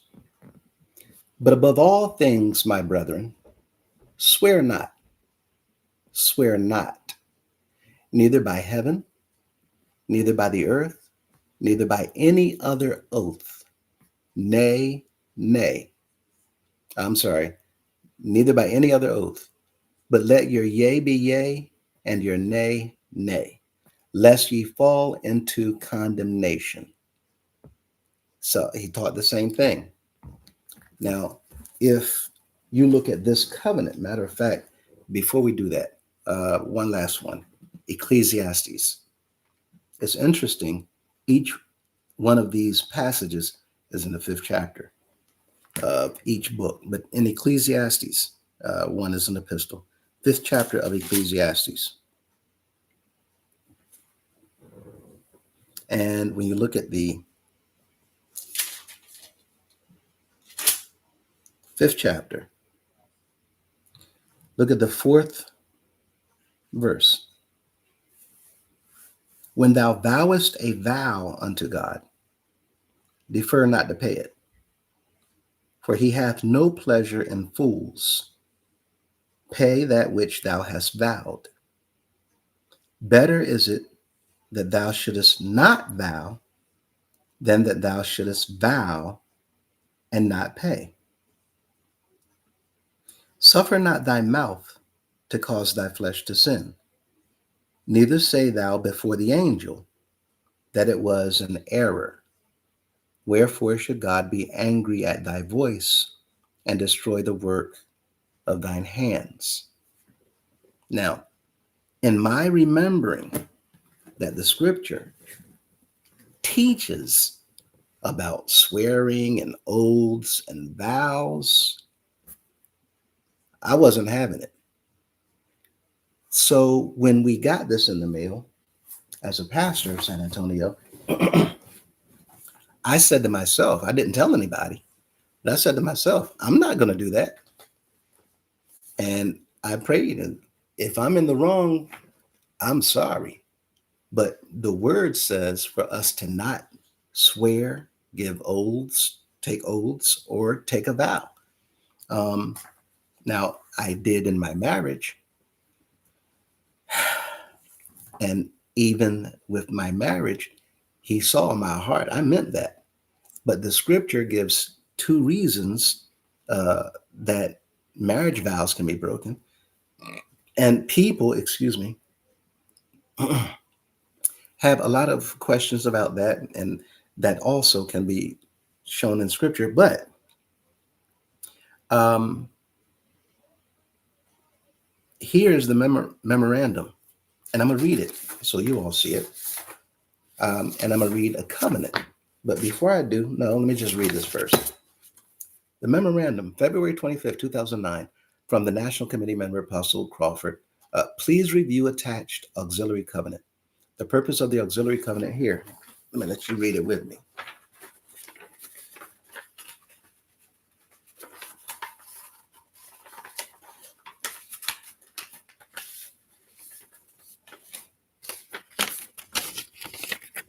Okay.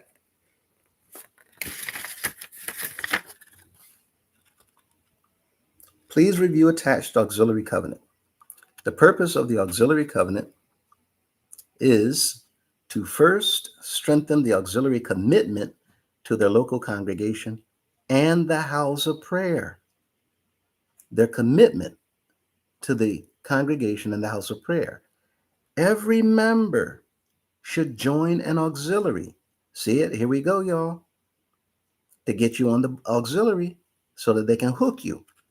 This is an effort to motivate auxiliaries to increase their membership and define their duties to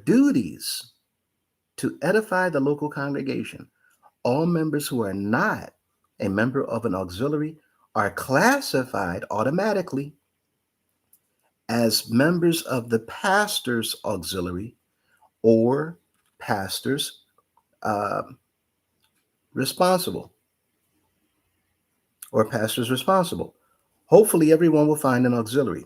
Now, this just says if you're not on an auxiliary already, you're classified automatically as being a member of the pastor's auxiliary or the pastor's responsible for you. Now, look at the second point.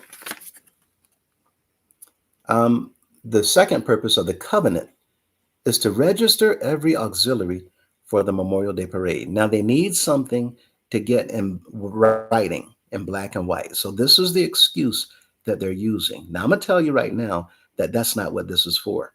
But I need you all to understand as I read this what they're trying to do. So it says that the purpose of the covenant is to register every auxiliary for the Memorial Day parade. A register will be made to identify the total participation of every house and their auxiliaries. Okay. Attached are several documents. You need to understand that what's about to happen, if you got it in black and white, if you got people's names and their personal information, something legal can take place. This is what's coming up. Now, they're talking about this auxiliary covenant, right? This is auxiliary covenant. There's only, listen, for legal terminology, I mentioned before, a covenant is much, much more binding than an agreement. It's much more binding than a simple contract. A covenant, when you're talking about this piece of paper, the word covenant is actually still used today in certain situations. Real estate contracts, they use the word covenant. Lending institutions to make a loan, they use the word covenant. Even when it comes to employment, they use the word covenant. As an example, with real estate, they might enter into a covenant if you're purchasing from them, and the covenant agreement might be you enter into this covenant and declare that you will not build real estate any higher than 2 levels. And you sign on that.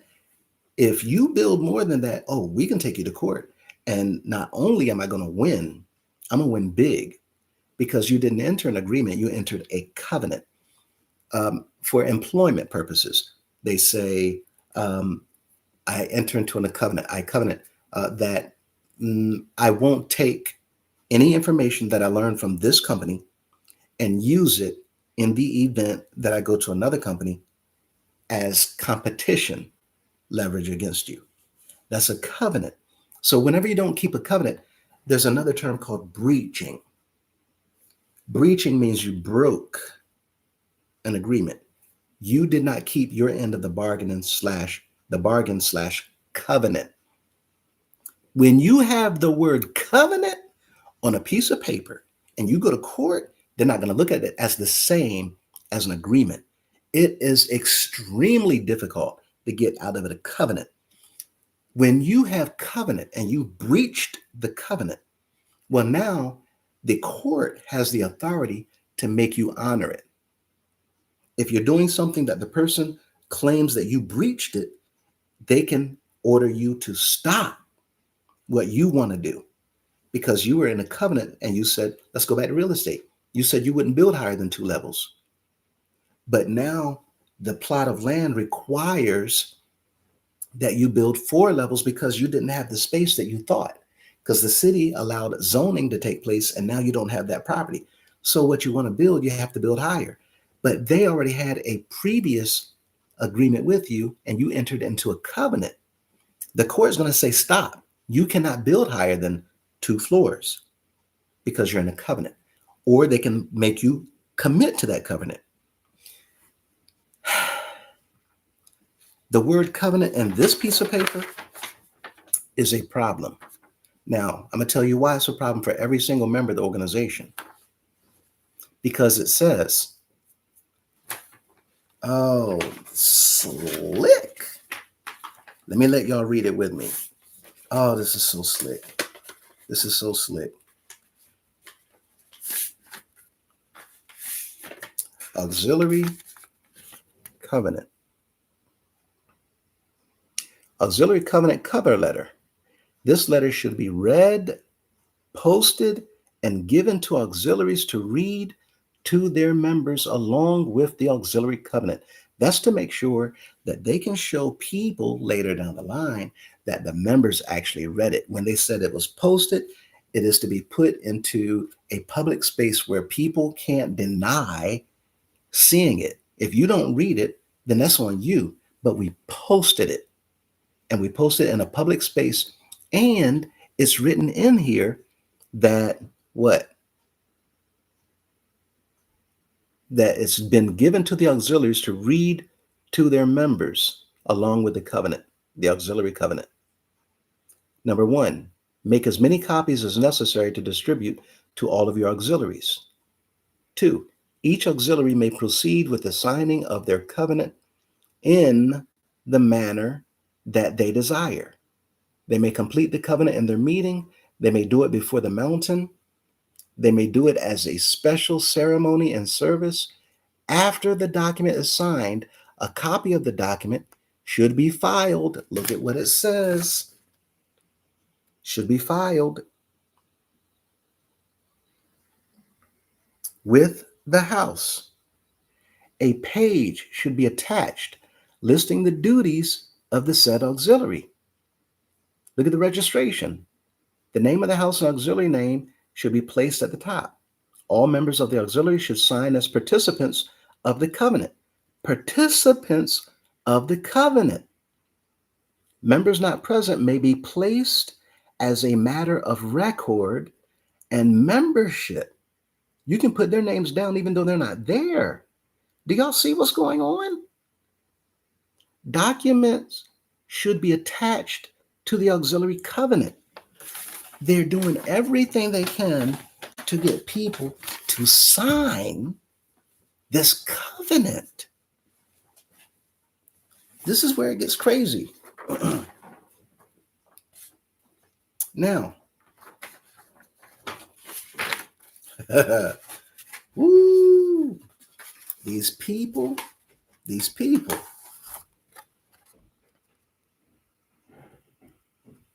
One second. 90th year celebration. They call it a celebration. Auxiliary covenant certification. Every house should have a local 90th year celebration committee. Why? To promote this celebration. This document should be given to every auxiliary to complete and return to the local return house committee. The local return house committee. The pastor's auxiliary, non-auxiliary members must be listed on an auxiliary registration. Do y'all see that? Look at it again. This is your trap. The pastor's auxiliary, non-auxiliary members must be listed on an auxiliary registration. Complete a certification for pastor's auxiliary also. Why? Because they need those members to be on a list saying that they have entered into this covenant. The House Committee must collect all auxiliary certifications and forward them together to pastor. Please send a copy of all certifications to Apostle Crawford. These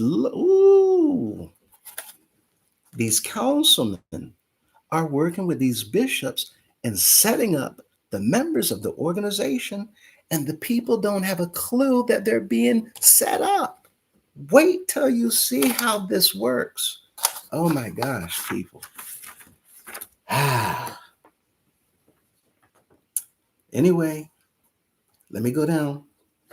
I'm going to fold this so y'all can see it.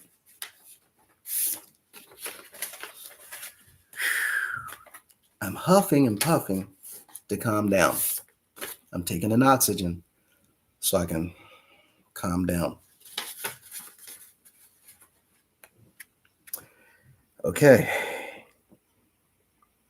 You may use the attached digital form to return via email. You may make a copy and fax it to the aforementioned number. A copy of all certifications should be given to the pastor and state chairman. Why is the state chairman involved? Remember, all certifications should be sent no later than March 21st, 2009. Please contact Apostle Crawford. Now, has his information on here. It shows how this is supposed to flow. Okay? The pastor, verify all auxiliaries completed certification. The pastors, verify every auxiliary has filled out the certifications. Send copy to Apostle Crawford and the National Committee. Where's this National Committee come from? The committee came off the General Council. I've been telling you, they're operating as a board of directors, and they're setting up committees and subcommittees in order to do things that entraps the members. Look at this carefully. For the pastors, post cover letter, make copies of auxiliary covenant, cover letter, registration, and certification, and distribute it to all the auxiliaries. Auxiliaries, read the cover letter, complete the covenant ceremony, duties, registration, and certification. Give local committee copy of all completed items. Local house committee, collect all documents and submit to the general secretary and pastor. And then it goes back to Mr. Crawford, who's a part of the national committee, who came off the general council. Now, you all might be saying, what in the world are you getting at, Brother Lewis? Well, let me go ahead and finalize this and close this out. Right here, this is your auxiliary registration certification. Okay, right here.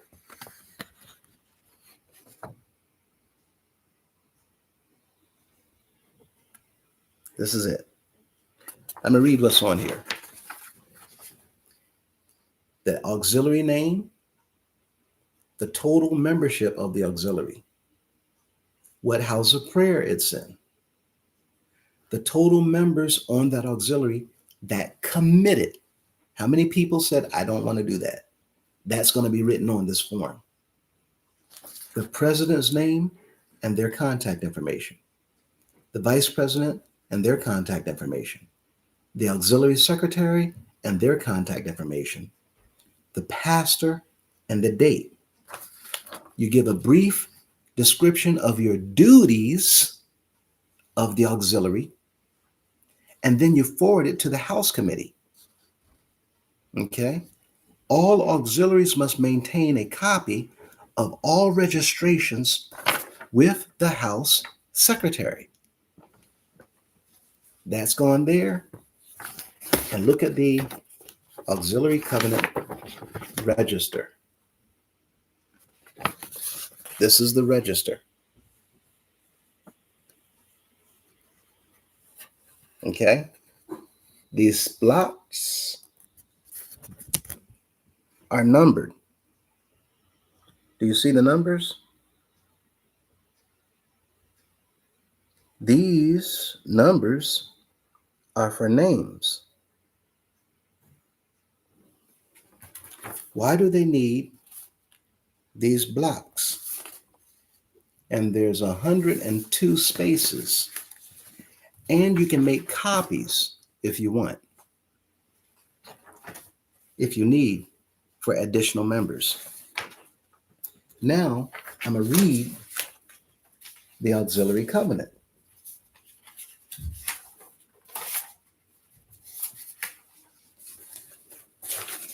Okay. This is the auxiliary covenant.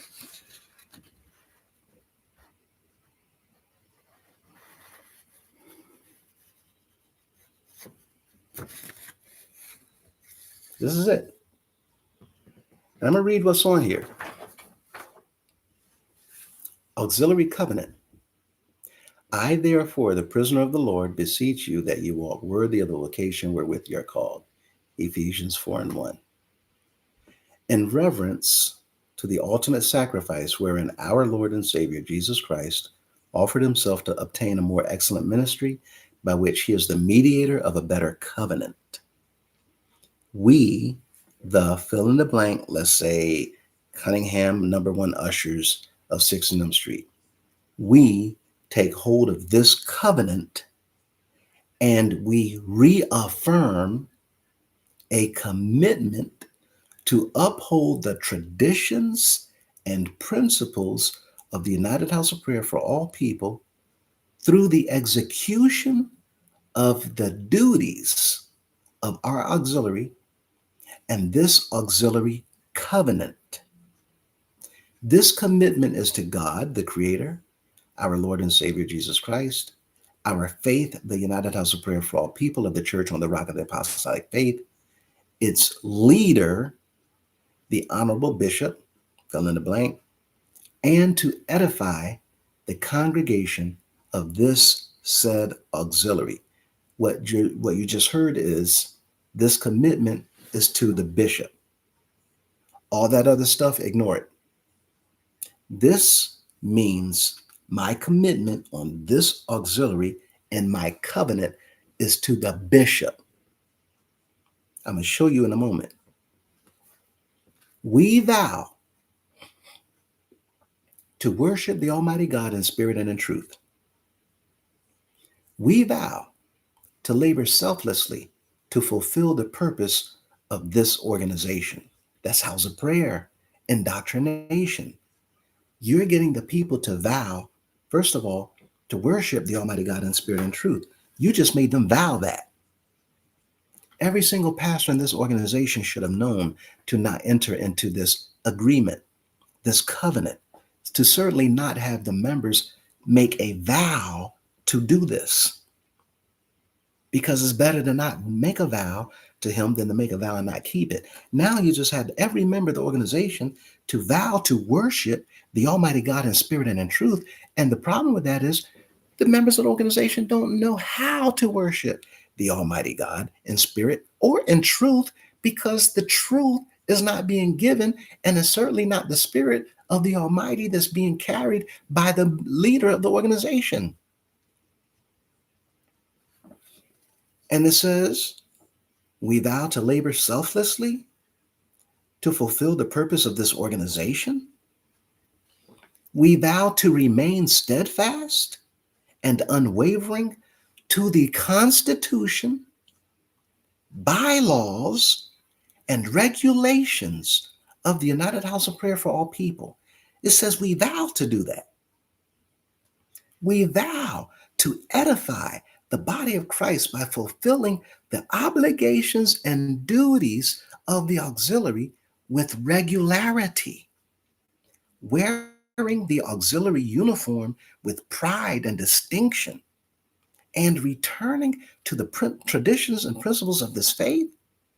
You're vowing to be a regular member, to attend, to wear uniforms, to be steadfast and unwavering to the Constitution, bylaws, and regulations. Right there is what this whole thing is all about.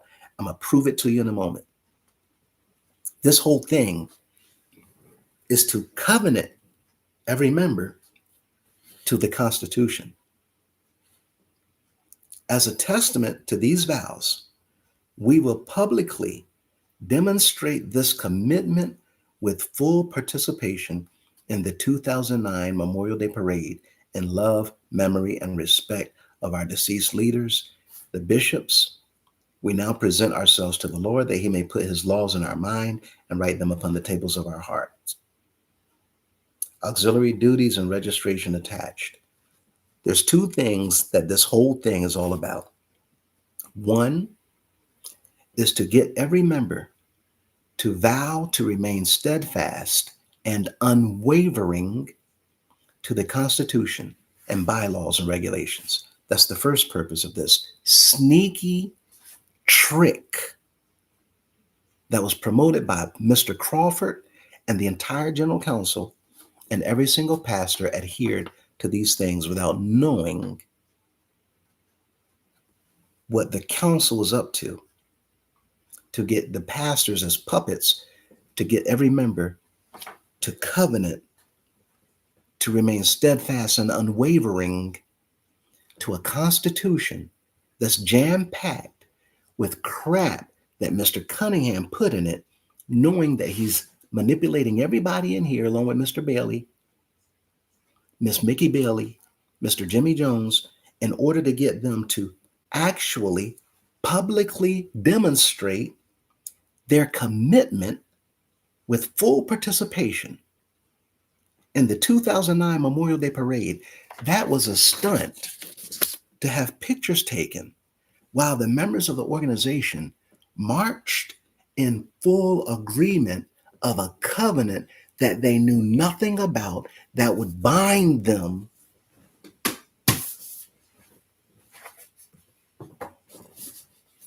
to this right here. And the one that's the biggest problem of them all is that one right there. May 2024. Because this one, Mickey Bailey, Mr. Cunningham, and Mr. Jones put this inside this Constitution. That Mr. Cunningham would be bishop for the period of his entire life. And Section 8, that the regulations in Section 8 are for bishops hereafter selected who are not given a lifetime appointment. Section 8, the bishop may be removed from office for incompetency, does not apply to Mr. Cunningham according to this book. And now that the members march down the street while pictures are being taken in full agreement because of a signed document that you agree to be steadfast and unwavering to uphold this book. Mr. Cunningham knew full well, and Miss Mickey Bailey and Mr. Jones, that they were entrapping and tricking and deceiving every member in here, because this went out in 2000. What year was this? If I'm not mistaken, 2009. 2009. So now in 2011, when they revised the Constitution, that auxiliary covenant was already on record. And the people had nothing to do with those revisions. But now, since Mr. Cunningham was already on the Constitution Revision Committee since 2008, he knew what this auxiliary covenant was going to do for him as he prepared and started stacking the next Constitution with all these other laws that he can slide in, illegal orders, into the 22 Constitution. Now, how does all of this end up? Right here. Because the word right here, such provisions or covenant, what does it say?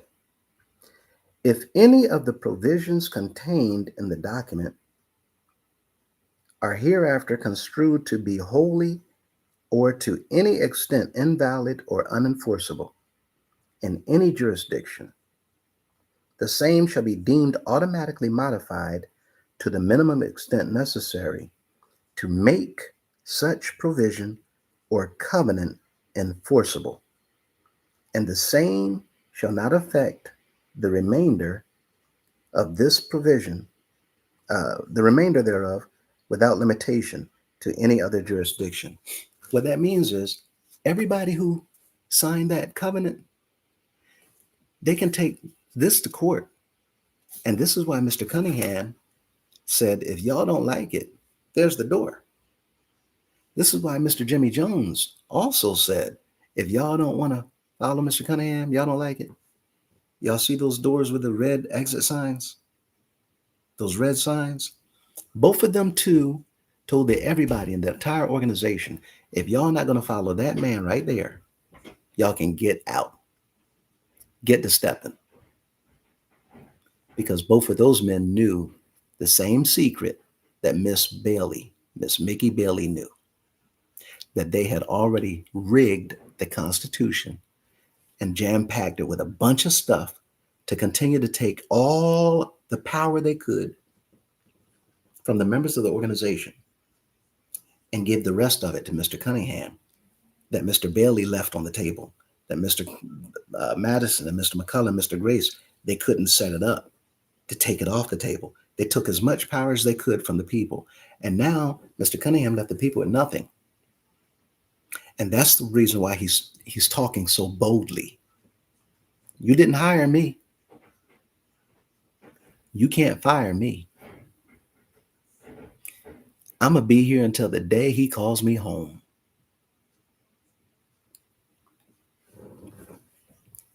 Not if I have anything to do with it. We're almost done. And there's one person in this entire organization that our Heavenly Father knew what he was doing when he had me not sign none of this stuff. We go to court. This is not binding to me as a pastor or any of the members of San Antonio, Texas congregation. Not one of them signed it. And I did it and told the chairman, I can't do that. I told the district chairman, what do you mean you can't do that? You have to do that. It's an order coming from the leader. No, I'm not doing that. And the reason why we're not doing that is because, see, he knew the whole time he was working. I didn't know all of this. I didn't know what was coming up in 2022.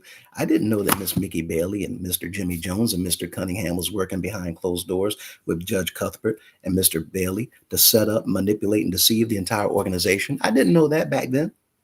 2009, Mr. Cunningham wasn't even out of Greensboro yet. He's still in Greensboro. But he knew he was on the Constitution Revision Committee. He knew he was working behind closed doors, lying to the members of the organization. And our Heavenly Father knew. And he also knew what was going to come up 2026. Therefore, none of the members of San Antonio, they didn't sign none of this stuff. I read it to them, but I told them we're not going to sign it. And I said, we're not going to sign it because y'all are new members. You're brand new. We can't have you sign a covenant to return to the bylaws and the rules and regulations of an organization that you were never a part of. How am I going to have y'all take a vow to return to something and y'all brand new? No, we're not going to do it. And that's exactly what I told the district chairman, Mr. Sudler, and that's exactly what I told the chairman. And there was absolutely nothing they can say because I was right. I can't have the members sign something that they're going to return to. So out of the entire organization, the only pastor and the only congregation that did not take a vow to uphold, to remain steadfast and unwavering to a constitution was the pastor and the members of San Antonio, Texas. And because our Father knew what he was doing, my wife today, there's nothing on any registration anywhere in this entire organization that has our signatures on it. Now, why am I saying that? Because by law, as a 40-year-long member, and all those members of San Antonio, we have the right to challenge every single thing in it. And because the members have been deceived and manipulated, and you've taken advantage of their ignorance, we have the right to represent them too. So what I'm telling you, sir, is you didn't cover all your spaces. You didn't dot all your I's and cross all your T's. You weren't hedged in the way you thought you were. And for the members of the organization, this is why it's important for you all to understand how the law works.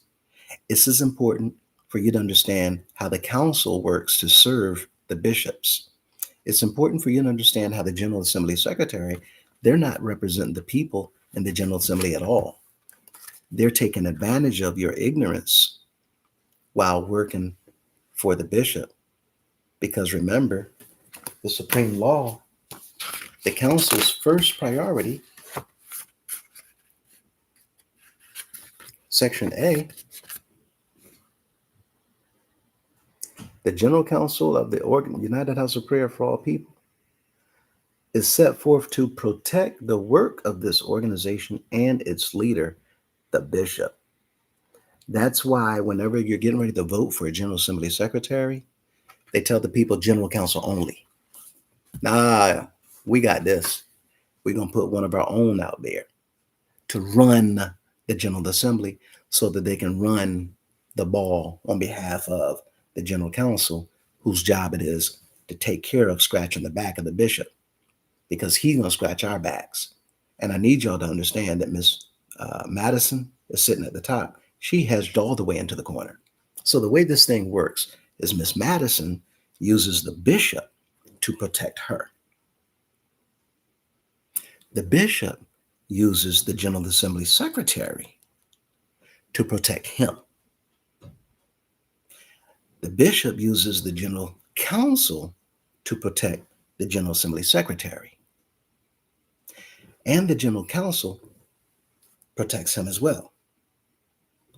And the general counsel uses the state chairmans to protect them, and the state chairmans and district chairmans use the pastors to protect them, and the pastors use president of presidents and the presidents of the auxiliaries to protect them along with the elders, while the members all the way at the bottom of the totem pole are the ones that's being mentally trained and conditioned to be subject and respect all of your officers, so that by the time you sit inside of another meeting, somebody who has nothing to do with what that meeting whatsoever can come in and preside over it, just like an auxiliary election.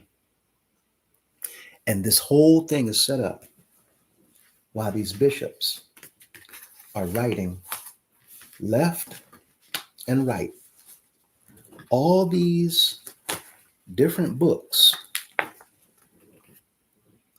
for people to follow, and they call them laws. The problem is this is illegal work, because none of this stuff has been approved by the people. None of this stuff had any input from the people, and none of this stuff has been legally ratified by the members of this organization. And this is why when we come back in the next video, I'm going to show y'all how the supreme law works. And then we're going to get into a little teeny tiny bit of this tricky book right here, while we prepare you for Robert's Rules of Order, so that you will know what you need to do in that General Assembly to get rid of all this mess. That way, these cunning men will no longer use tricks like this to legally take advantage of the members of the House of Prayer, since people downtown in the court systems and these governmental offices don't have a clue what these bishops are doing to manipulate everybody in here, as well as society, including the government and the IRS. The General Assembly is the place. And that's what Mr. Cunningham and now Mr. Murray and all these other bench warmers who really don't have any skill, because come to find out, y'all not even playing in the professional league. Y'all not even playing NBA ball. Y'all been on the little league the whole time. And anybody who knows anything about the pro league versus the little league, they know the little league will take anybody as long as you're willing to play. And that's exactly what we're looking at right at the top of this organization.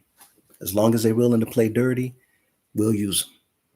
As soon as you stand up for what's right, they try to taint your name. They try to get people to believe that you're disgruntled, so that the people turn their ears away from you. But that's all I have tonight to show you how this whole thing works with this auxiliary bylaw.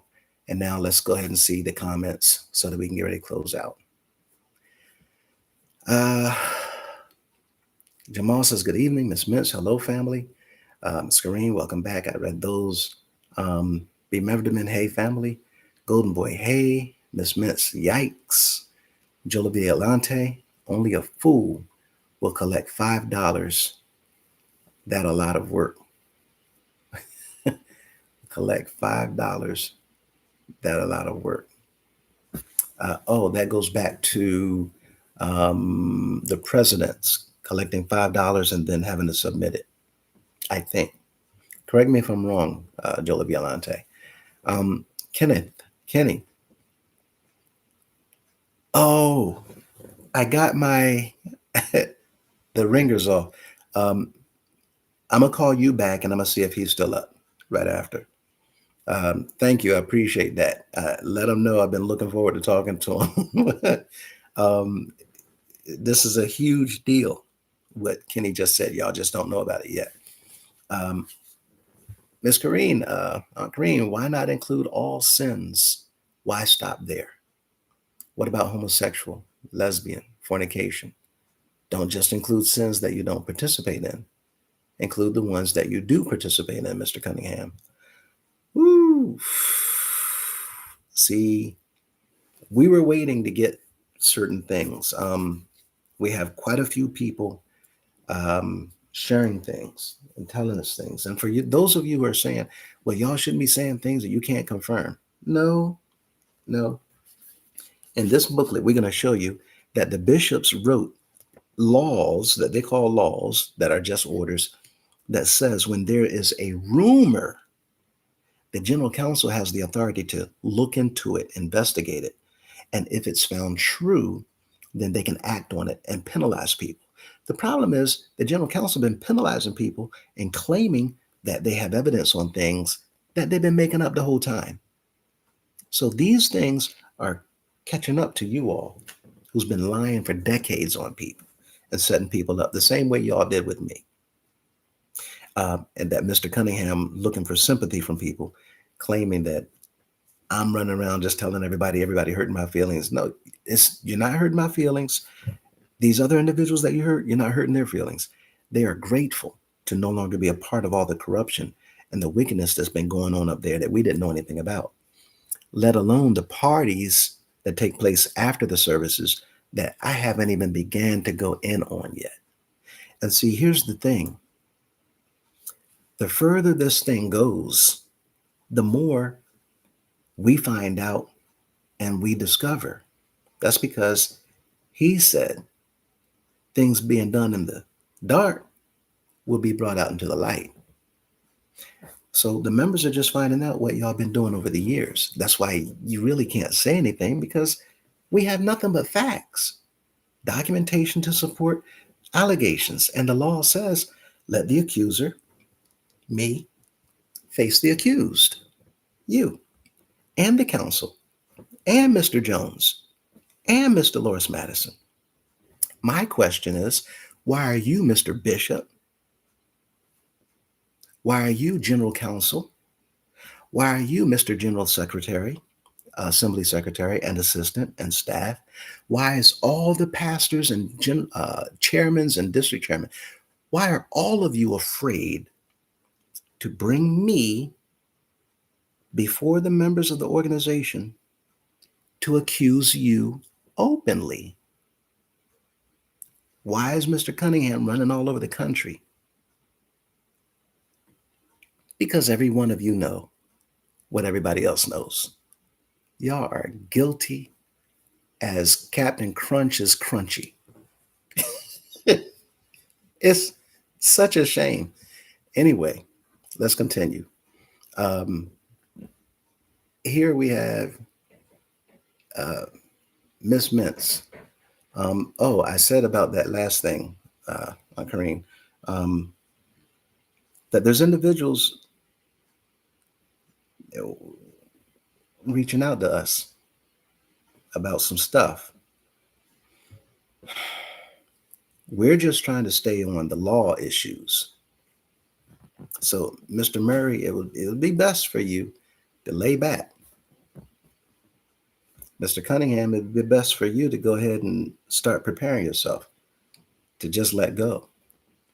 By the way, there's several places that they're already looking at some of this information. Just so you know. Miss Mintz, Miss Kareen, that's an excellent call out. Boy. People all around the organization been asking about that because they don't like seeing you and Mr. Murray's name as beneficial partner or beneficial owners on documents saying that y'all benefit from all of the activities of the entire organization. People saying that don't look right. It just doesn't look right. They didn't like it when they heard it, let alone to see it on paper, filed in government documents. It just doesn't look right. Okay. Jolie Viante, I work with women who's on substance abuse drug. We have counselors, peers, medications, and other resources for the recovery treatment. It's not easy for them.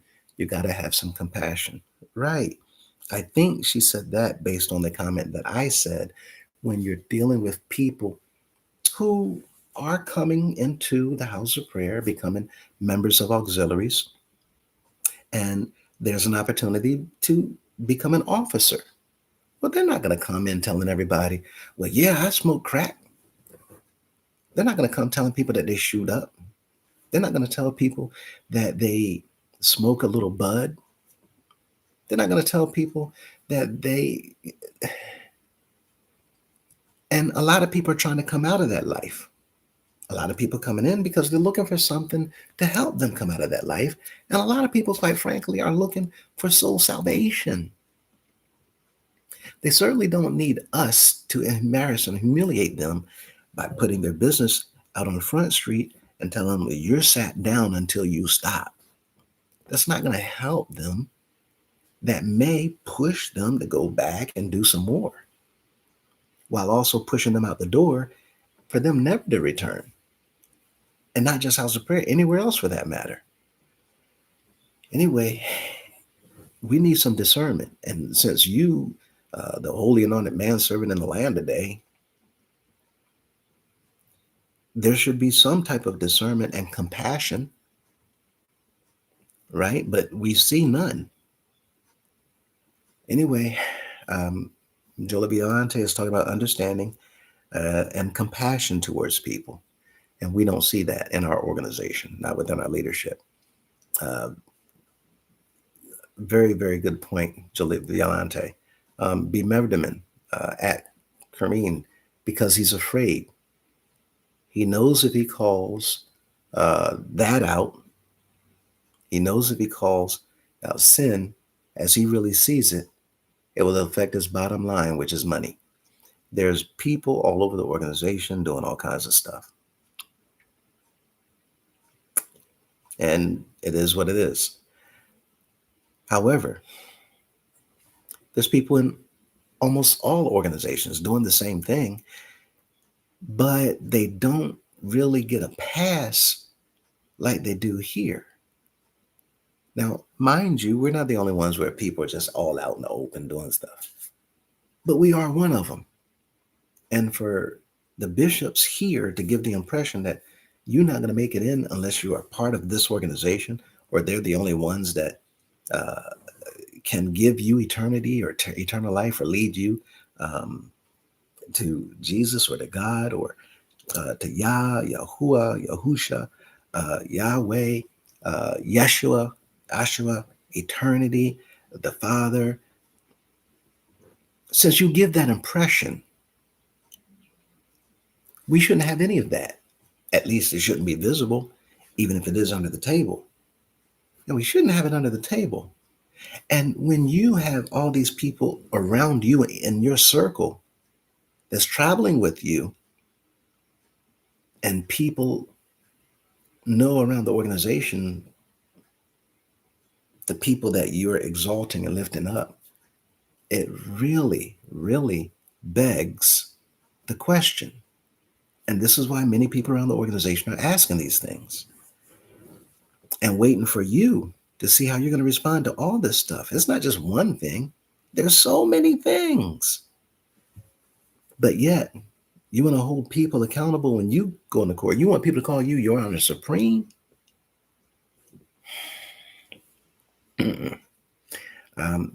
Thank you, B. Meverdeman. Jola Violante, you would be broker than broke, Miss Miss says. Broke and broken. Miss talking about dues, and then uh, fines, and then more fines, and then tithes and offerings and all the other offerings. This is what they were talking about. The lies of him and her. We appreciate your engagement tonight. Please thumbs up the video to show your support. Thank you. The lies of him and her. Appreciate you. Golden Boy, pennies make dollars. Yeah, talking about all those quarters. It's a lot of money being made. Pennies make dollars. Um, Absolutely, Golden Boy. You're welcome. Uh, Janine says the UHOP is the only church I know that takes 100 offering. Oh gosh, it's a lot. I think the last time we counted, we might have come up with 20.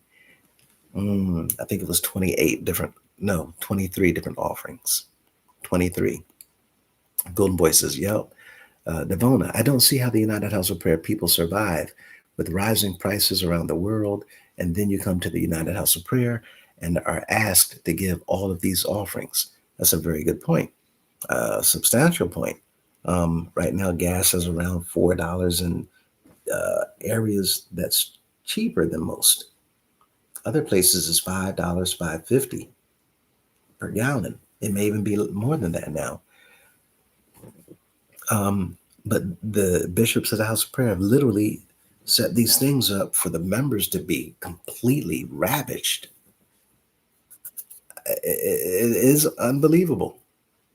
But we have members that even I know that give money and don't have anything to eat. They give their bill money and can't pay their bills.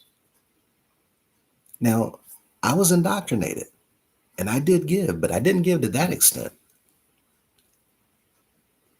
When I became a pastor, at times I did because of the leverage that's on you. But as a member, I didn't give to that extent. What I mean by that is I didn't give to the extent where it's going to put me in a bind. I did at times give when I didn't have. But the members didn't know I was making quite a bit of money back in the 90s. I was giving and giving and giving. And then early 2000s, making a lot of money. And so I wasn't impacted like that, but I gave a lot of money in the House of Prayer. At that time, anyway, Golden Boy, don't forget to touch back. Multiple streams of income is a real thing for House of Prayer leaders. Absolutely. All kinds of things that they're setting up to bring in income. And we're going to do a video about that too. The various income streams of the organization that the members, they're not even thinking about. They don't even think about it. The only thing the members think is coming in is G-class and tithes. Y'all going to be so, oof. Golden Boy, don't forget to touch back on potentially being held on site if you fail to meet financial obligations or made arrangements. Right. Thank you. We're going to come back, see if I can skim and find that really quick. For members,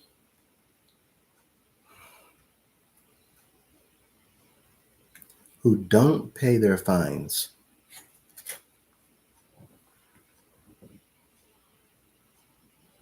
here, Article 4, Article 4, Article 4.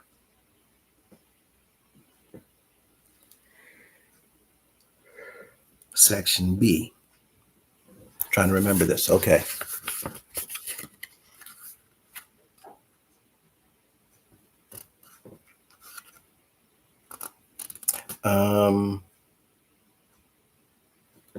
Section B, Article 4. Anyone who has been fined must pay his or her fine or go to jail and post a bond. He or she has the privilege of obtaining a lawyer to appeal the case to the Supreme Court. Go to jail, post a bond, or obtain a lawyer. There's another law. There's a legal term. This is called false imprisonment.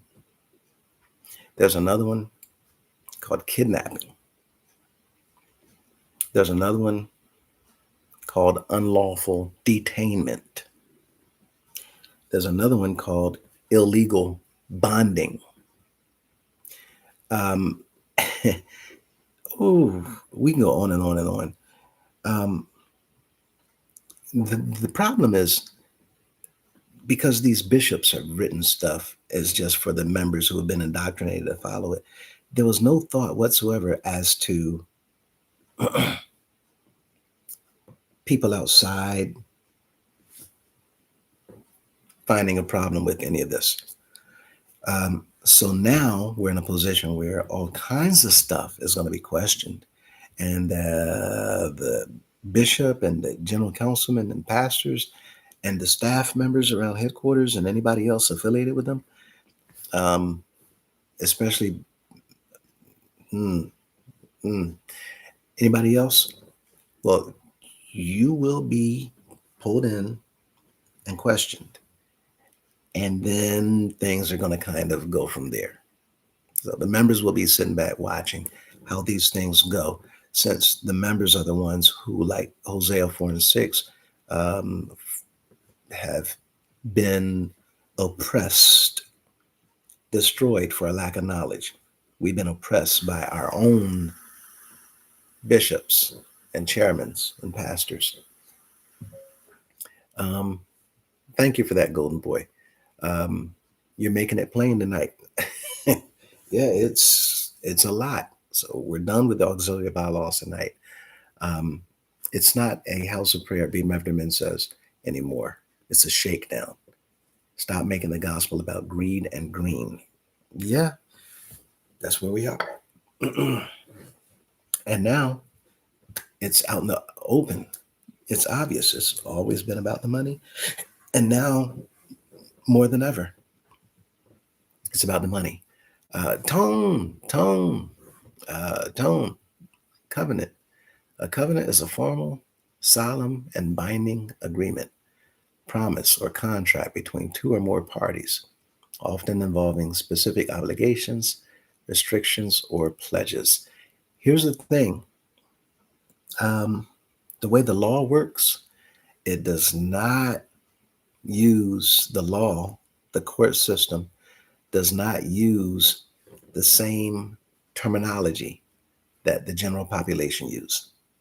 So even though that is the standard and most popular definition for covenant, the law does not, the law doesn't refer to our dictionary. For those of you who, um, this is interesting, would like to know, look up online Blacks, Black, Blacks Law um, Dictionary. Black's Law Dictionary. Let me see. This is what they go by. And here, Black's Law Dictionary. This is what the courts or the legal system um, here. Let me turn this down so that y'all can see before we close out.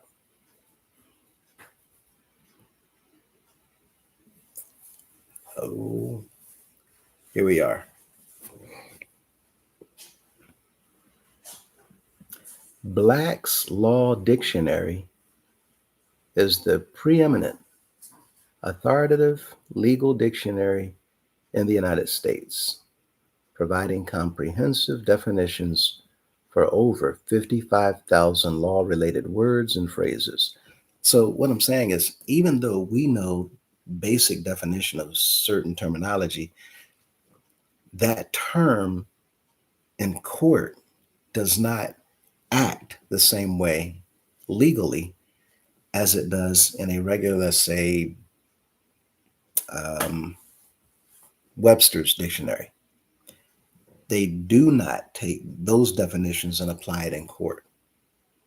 It's a whole nother ball game going into court. So the word covenant, matter of fact,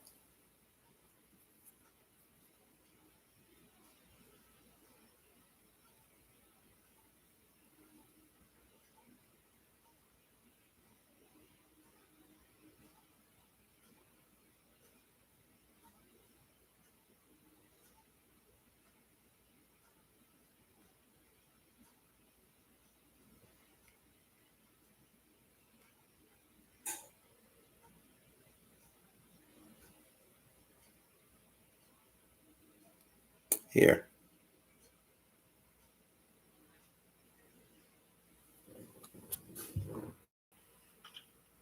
I asked, how difficult is it to break a covenant in a legal dispute? Here's the answer. Breaking a covenant in a legal dispute is generally very difficult.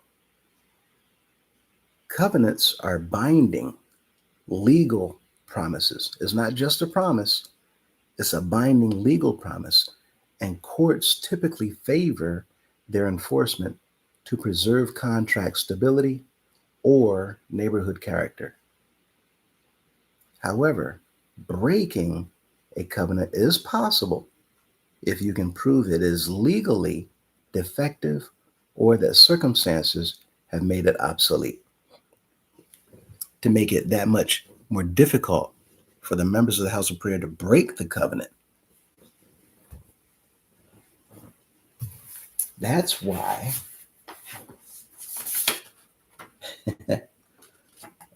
some dirty, dirty people. That's why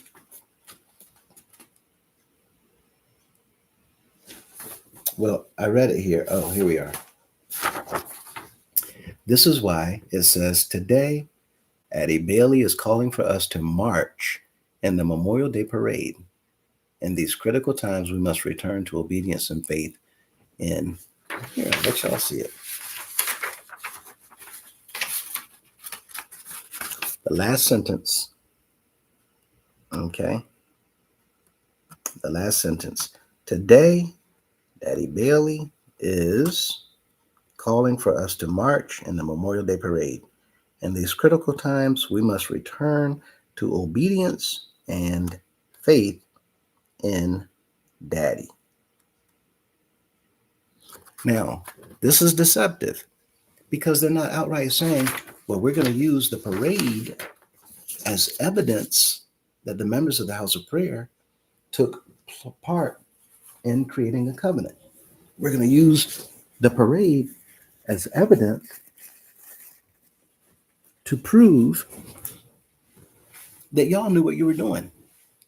But that's exactly what the parade does. The parade proves it. And that's why it's written in black and white. And we'll close out right after this. It says here,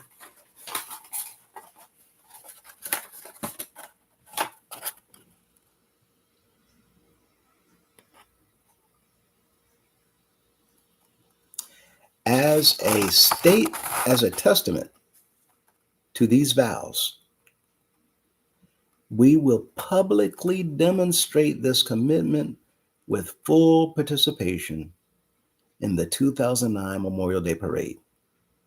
It is a testament from every member in the organization that they have committed, that word, committed to the Constitution.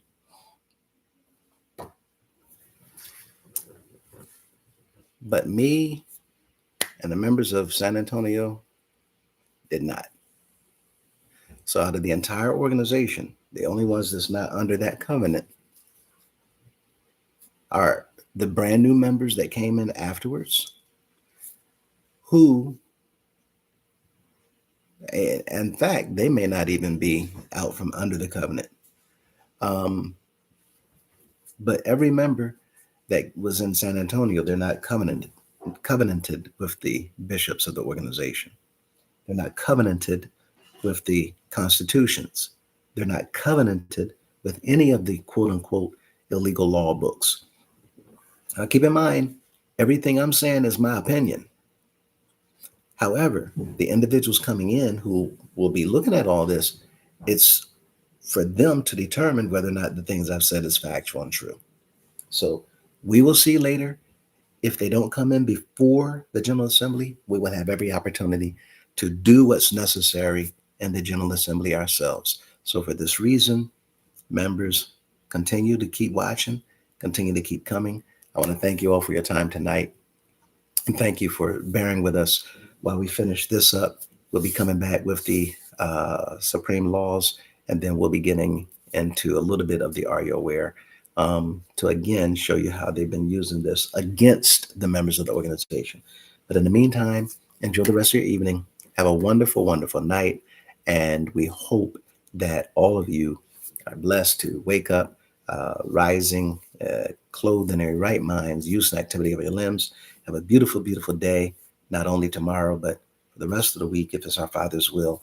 Until next time, we will see you in the next video. Have a good one, everybody.